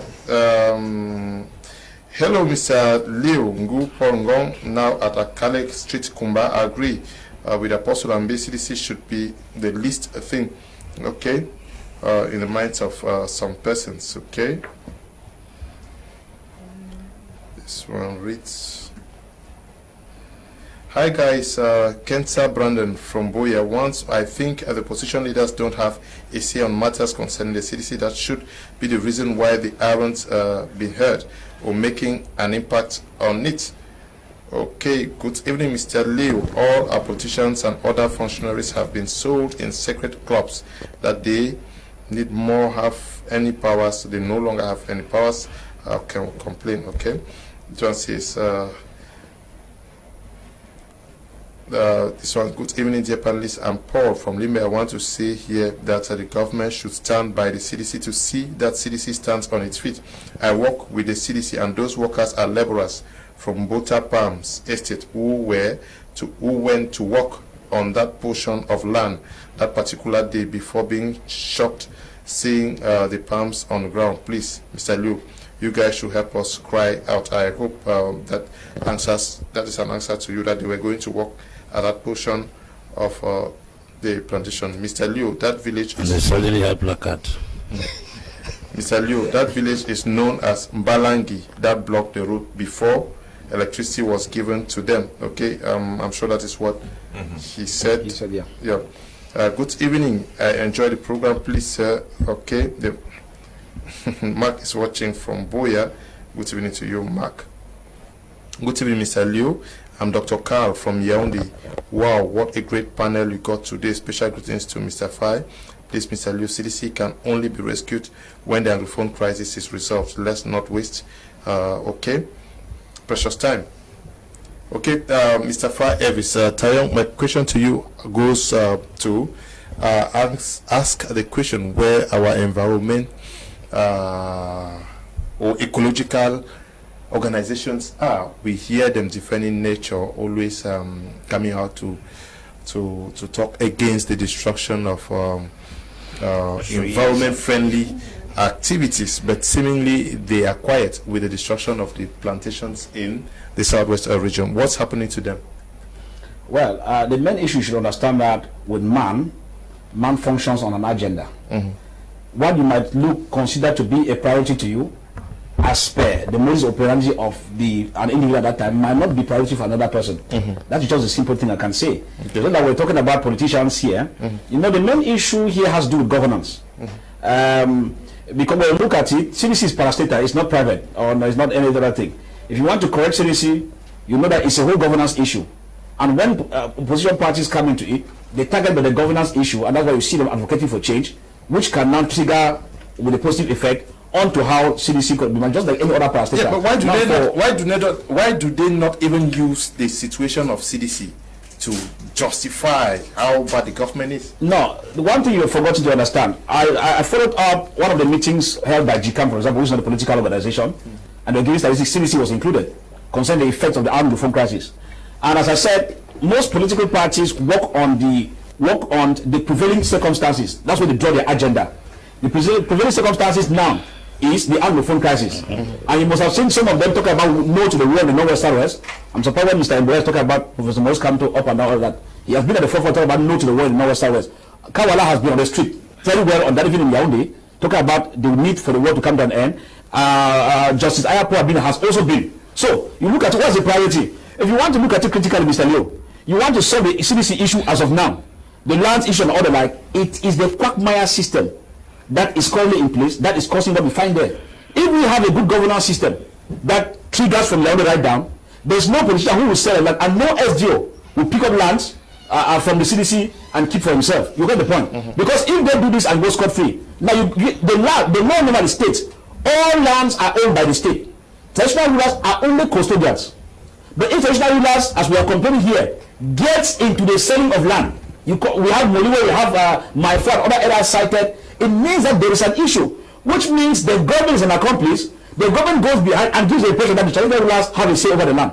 Whereas all lands are owned by the government, and traditional rulers are only custodians to that law, to that land. So at the end of it, so you're saying that the government is not protective of the CDC? No, the government is not protecting it. That's the truth, Mr. Leo. We are just going around here to say that even if we blame chiefs, we blame whosoever or the elite, which is a political game, it is the mafia system, kangaroo system, carefully put in place to allow them go through. Mr. Leo, if we are talking about a state that controls land and has authority, some of those chiefs and even our city officials who have land or CDC are supposed to be remanded in custody as we speak now. But if they go scot-free because they know how to maneuver, it means that politics has given precedence to the management of professional institutions. That is not supposed to be the case. And that's why you see them go scot-free, and before you know it, very soon, even the head office will be giving out, and people will bring down the head office to build their own houses there. Okay. Well, how do we ensure that the 22,000 jobs that are at risk today are saved? Because seemingly everybody's talking about CDC, but nobody is looking at these persons that may tomorrow not have jobs. 22,000 people, if a quarter of them, are not with the senior service, because the CDC has three categories: the senior service, the average, and then the laborers. If about 3/4 of them are laborers, and they match somewhere and say, we require that CDC be restored, CDC will be restored. I'm not calling for a revolution. I'm saying that these are people, it is their right, to claim what belongs to them. The CDC is their livelihood, and they have the right. Somebody will call it manipulation, somebody will call it whatever they want to call it, but I'm saying that these people have the inalienable right to demand, to claim what rightfully belongs to them. The elites will play whatever kind of game they want to play. Finally, it will boil down, it will trickle down to politics. The chiefs will play whatever game they want to play. Finally, it will trickle down to the mafia. The government has its own interest, political, economic, and whatever. So in their political games, in their economic games, the CDC might disappear. The people who will be affected are those common people who are working in the CDC. They have the power. 22,000 people minus 1/4. That is about 17 or 18,000 people.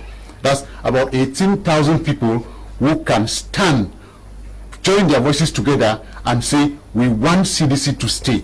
I am sure that if they do that, they will get the support of so many other silent Cameroonians who are waiting for the right leadership.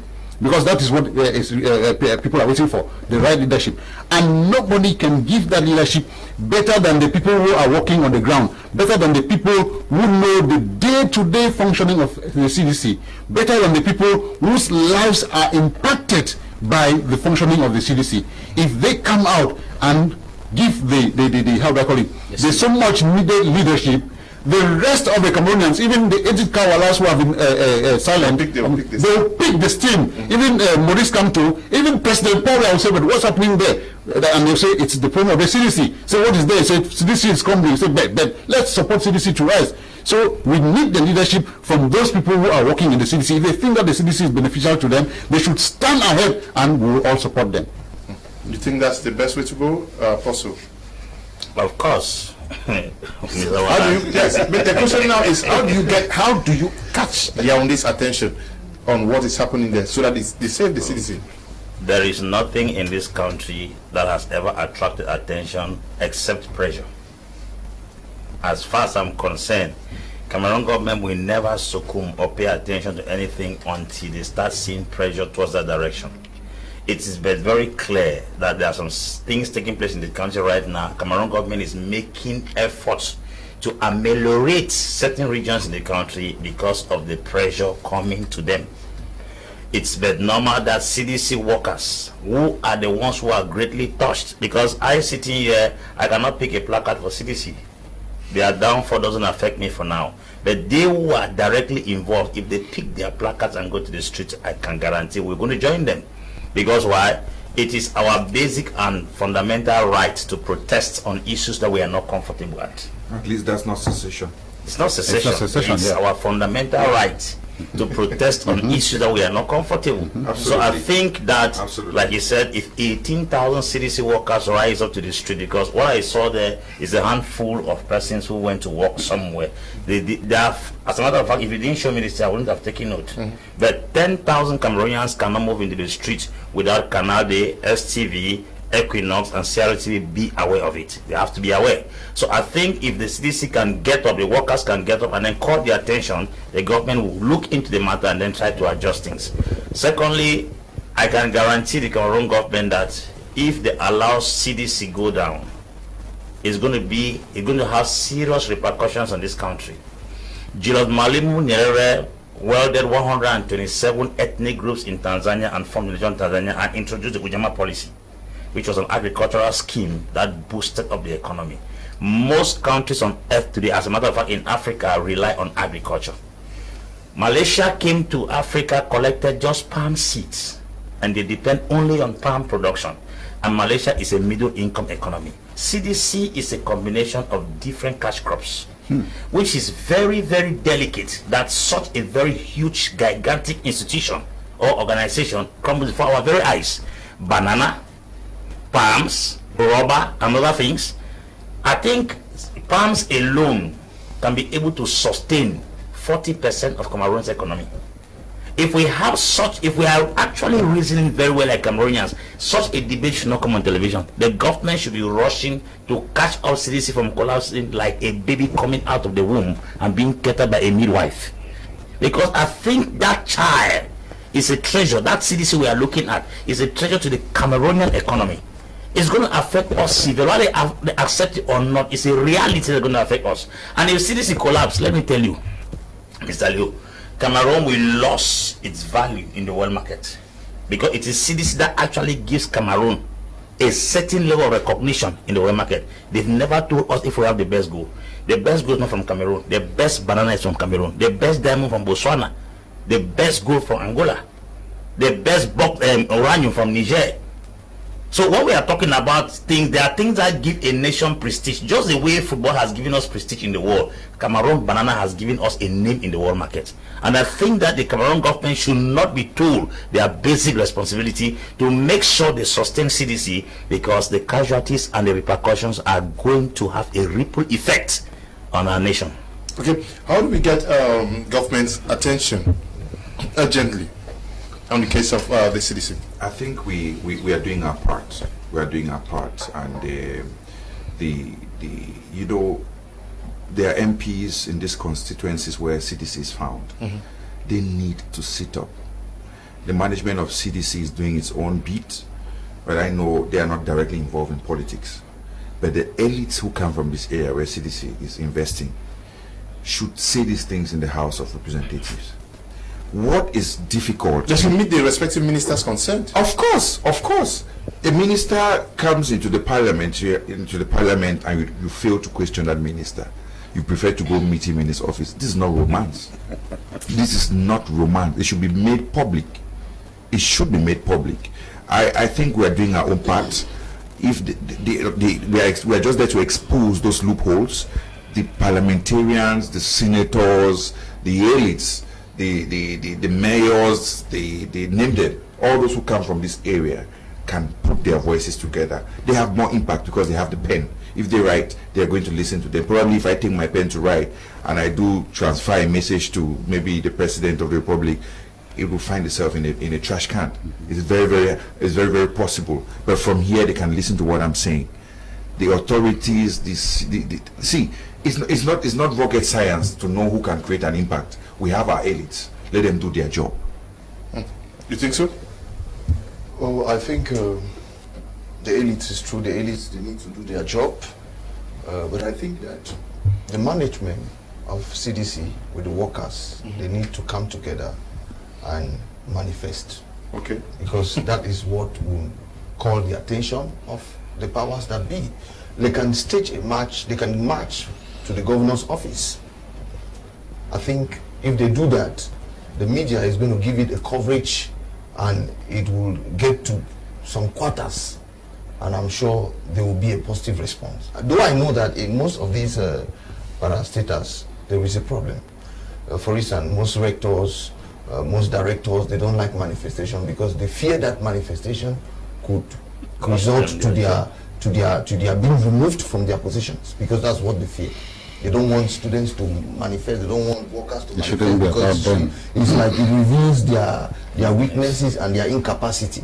But I'm sure that if we want to preserve CDC, some people must be courageous to lose even their jobs for the sake of CDC. If they were standing for CDC and not for themselves, they should be ready to lose their job and preserve CDC. Okay. If they are not ready to do that, then I'm sure we may all watch and see CDC die helplessly. No, okay. CDC good evening, nice program. Iswa Kizito writing from where I wish I were on that panel. Good evening to you, Kizito. Good evening, Mr. Liu. How on earth will Mr. compare citizen that so the Coton, the two parasitas are found on two different geographical locations in Cameroon, one in French Cameroon and the other in West Cameroon. I'm not sure you understood why I mentioned Sudekoton. I mentioned Sudekoton because of the constant support from the that the government is giving. Okay. So why should CDC be different? Yeah. Okay, I'm sure the point is clear. Whoever greetings to the panelists. My question is, why is the government so much interested in reconstruction in the northwest and southwest regions, even though the war is ongoing, but can't revive the CDC under the same conditions, even when they know the importance of this company to the Anglophone regions? Okay, can you react to this? But also, can the CDC's situation be fixed without a definite solution to the Anglophone crisis? I think what we have to understand, like I got the proposals like what Mr. Mbola is saying, like the elites, the politicians and all the like. I keep saying here that I talk without water in my mouth that it is an impossibility. Why do I say so? Once they say, once your hands are tied and your hands are not clean, it is difficult for you to lead this kind of fight. I'm not saying all of them, their hands are dirty.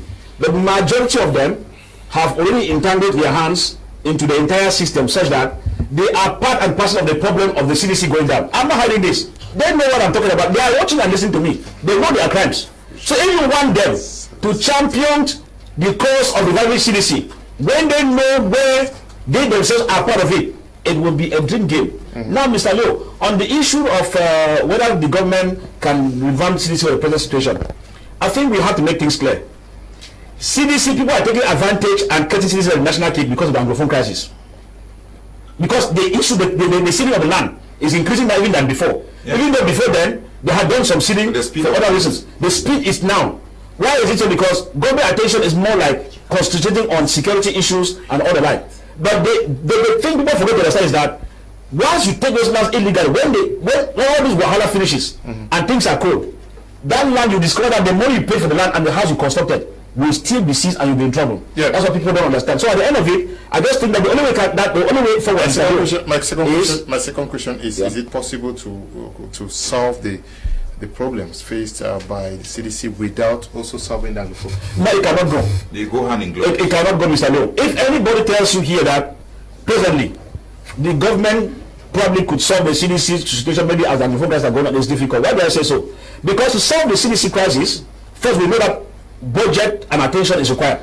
It's not the budget and attention, what we call technical know-how, is supposed to be employed. And we think that the state has hot potatoes on his hand, whether we like it or not. Far North is coming back and coming and going. We have the areas bordering Central African Republic that they are coming and going, and even the Adamawa region, with those coming in to kidnap, ransom and go back. So the government has a lot to handle, including Northwest Side, which I think that the government is on priority. It is true not because the government does not love the CDC, but the government has hot potatoes in the hand to take care of us. So the main thing here is that if we want CDC to be solved, Yaoundé should be able to solve the Anglophone crisis. If you don't solve the Anglophone crisis and things are getting from bad to worse, it will be a day's dreaming job, a day's dreaming work to think that we can get into revamping CDC vis-a-vis. We understand that borders were earmarked.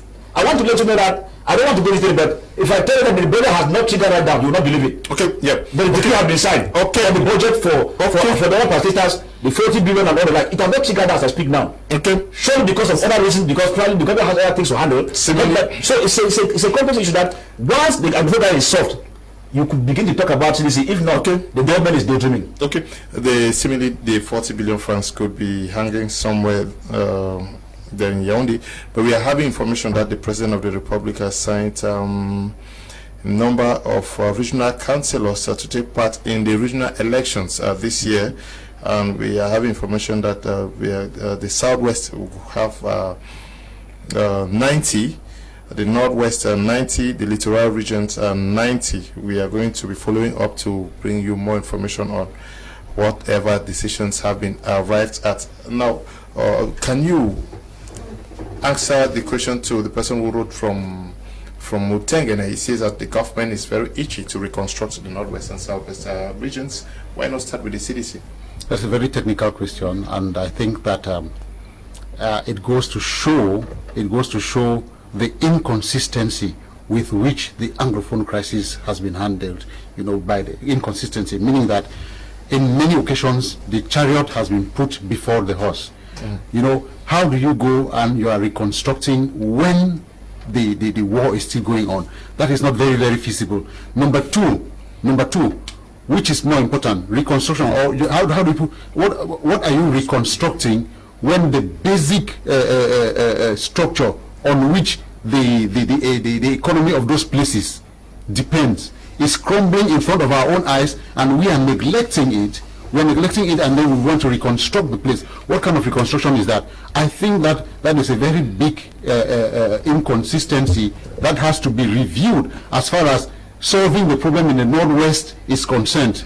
I think that, as Mr. Fire Evis has said, it is practically, almost impossible to solve the problem of the CDC if the problem of if the crisis, the initial problem of the crisis in the Northwest and Southwest regions of Cameroon are not solved.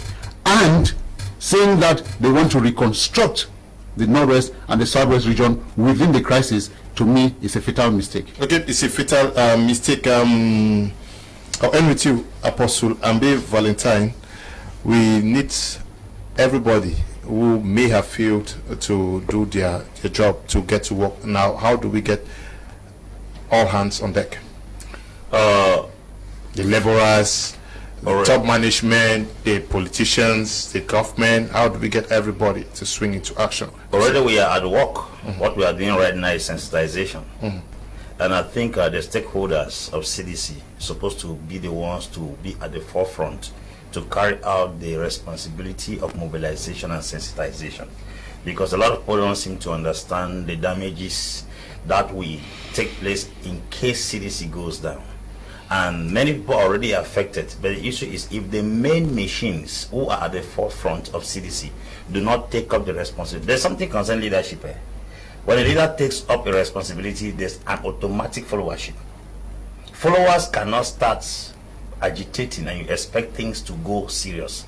Things are only going to be serious when a leader takes up their responsibility.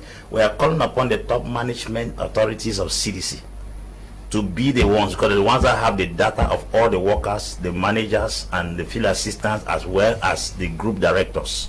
They are the ones who can be able to say, okay, we are sending fax to all these group directors to send to their different workers, since they have the information that on so and so day we are going to assemble at the governor's office. Let it start at the regional level. Why we bring the press into the matter, as the press is able to cover at least 10,000 CDC workers who are agitating without peaceful protest, without any form of violence. They carry peace plans, they stand there and they carry their placards and they're communicating something. I'm sure it will call automatically the attention of the state. Once the state pays attention to it, the state may respond by giving them a time frame that they will respond to their demands. Secondly, it's obvious that our elites, who are politicians of the North and Southwest, have no say in the parliament. They are going there to discuss what has already been teleguided from behind. They don't come up with their own topics like you see in the Nigeria House of Reps, where a parliamentarian or a senator will write his own agenda from his state and come and present it. Most of those are parliamentarians go there without anything. They are going there to operate on what the Central Committee has decided. They just come to give their motion of support for it to be executed. So we don't think that there's actually a parliament to some extent in this country. That's one of the things we have to take into serious consideration. The destiny of CDC lies in the hands of the workers and the elites of Faku Division. So I think it's time for them to take up the baton of leadership and call the attention of the state. Because if it's a parliament, I can guarantee you we are going to be dancing Baya. Okay, we're going to be dancing Baya. We have to end at this juncture. Mbola Charles, all the way from Boya, we are glad to be part of this edition of the program. Thank you, Leonard. Thank you so much. It's a pleasure to meet gentlemen in the studio this evening. I'm just so happy. When I left Boya today, I've been smiling from cheek to cheek, you understand, because Barrister Ngongi and his battery of lawyers, his colleagues, were able, at the level of the Supreme Court, to enable the University of Boya regain its territory, a territory which was stolen. I use the word stolen, I weigh my words, for selfish reasons. And unfortunately, you have some individuals who build on the university land, and they have to suffer the consequences. Those who actually did commit the crime, you have the administrative authorities, the former SDO, the current SDO, all these people are involved, even the DOs are involved on this issue. I pray they know how to settle these people, because now the land has been restored to the University of Buea. So congrats to Barrister Ngongi, who is also a fighter with us in the Fako Land Trust, because things need to get back into order. No CDC land will be given out carelessly, I bet you, in the days ahead. Good evening, Mr. Leo. Our leadership is not position, but rather it is an attitude. So let's look for leaders. Thanks. You're writing from Yaoundé. Good evening over there. The focal point here is the Anglophone crisis. Let the Anglophone crisis be solved, and every other thing will follow, starting with the CDC. Alain is writing from Buea. CDC and Palmol are the only companies left in the southwest, southeast, knows what they are doing. People know what they are doing. They started by scrapping the marketing board. Mr. Ngomo is writing from Kumba. Gubina says that good evening to you all. On the panel, Mr. Bean, the CDC issue is a gentle agenda that started with the new layout distribution. The government can't be carving out CDC every day to give these gangsters chiefs to sell. By doing so, reduces the surface area of the occupied land, with crops replaced with houses, while the state is concentrating on opening other plantations in French Cameroon, depriving us from our inheritance. Okay, Socks. Good evening to you. Good evening to you all, Mr. Liu. To me, the CDC was a center of slaving. I'm saying so because the wages for the workers are not too good. We hope that something is done. Mr. Liu, I will to ask the question to the panel. For how long has the CDC been existing? How many schools, roads, or hospitals have they constructed? Okay. David is writing from Tico. I'm sure there are schools run by the CDC. There are hospitals that are equally run by the CDC. They have not been. Good evening. I'm enjoying the program. Apostle Ambe is hitting the nail on the head. Keep up. Sir Mutengene is behind you. It's Mary from Mutengene. Okay, good evening to you, Mary. Hello, Mr. Leo. Good evening to you all in the panel. I really enjoy your program. May the Almighty God protect you all. Joshua is writing from Kumba. Good evening to you, Joshua. Good evening, Mr. Leo. You know the other people tried to move the CDC head office from Limbe to Yaoundé. Jean is writing from Limbe. Good evening to you, Jean. What? This one says, please read my message. Desmond is writing from Bamenda. Desmond, let me read. Good evening, Mr. Liu and all the panelists. I wish to reply the panelist who is running away from the identity, then expect viewers to believe in you. Let him come and change my grandfather's certificate and awards from CDC. Okay. Desmond is writing from Bamenda. Good evening and happy evening, Mr. Liu. I love the program. The CDC is collapsing because of the new patrimonial system carefully established to deprive us of our basic human rights. The government is blind. We all know agriculture is the backbone of the economy. They should not joke with such an important corporation. My regards to the panelists, great minds. Keep it up, Mr. Vitalis, writing from Bamenda. Good evening to you, Mr. Vitalis. Good evening, sir. Please, sending people to the street is to meet with guns from the government. This is Agbo Tabi, writing from Buea. Thank you for coming, sir. Thank you, Mr. Leo, and I'm happy to be here, and I always want to be here when I have the opportunity so that we can discuss issues towards the betterment of our country. Okay. And especially, we desire that CDC should stay on, and we pray that the government should certainly come in with so much contribution to make it work. Okay. Thank you for coming. Far Evis Tayon, all the way from Buea. Yeah, thanks very much. It is our wish that CDC comes back to life, and we pray that the government solves the Anglophone crisis, and once it's solved, we think that CDC will embark on transfer of technology, whether it's from Malaysia, from wherever, and then CDC will not always stay on at the same place. They should be thinking of running both the primary industry and the secondary industry, which will add value to what they will be transforming. Okay, and also to you, Walang Adam. Yeah, it's always a pleasure to be here. I really hope that we should not be talking about a crumbling CDC, but we should be talking about another level of investment after CDC, which is creating more value, because value should not be destroyed. You know, it should be created and it should be enhanced. Permit me, Mr. Bean, use your platform to say hello to Ma Judith Doe, who lost her mother. My sincere condolences to her. She just buried her mother, but I want to encourage her. It is better for the children to bury their parents than otherwise. Okay. So, Ashia. Good evening, Mr. Liu. Glad for your program. Courage if Yaoundé has to work up for CDC. I think the media and journalists like you have the role to educate the masses. The media is a great power to the wellness of a nation. I'm Peter, writing from Bisong Abang. Good evening to you. This one says, good evening. What CDC is going through is what head of state was saying in France. Agbo Eno is writing from Boya. Thank you for coming. Apostle. Thank you, Mr. Liu, and thank you, viewers of my Media Prime, especially Prime Hour. When Atam Pikachu was the governor of the Southwest region, there was no manipulation of lands. These are our recent SDUs and governors. God will help us, because there are things to be spoken on air, and there are things to be spoken in our rooms. We have spoken what air deserves. The ones that are left for our rooms will be spoken behind our doors. Thank you. Good evening, Mr. Liu. Thanks for the wonderful topic this evening. A great thanks again to the panelists for mastering the topic and salient points they put forward. The main reason is the government lack concerns to the corporation CDC. Look at how the government is giving subventions to other parastatals like Hevecam.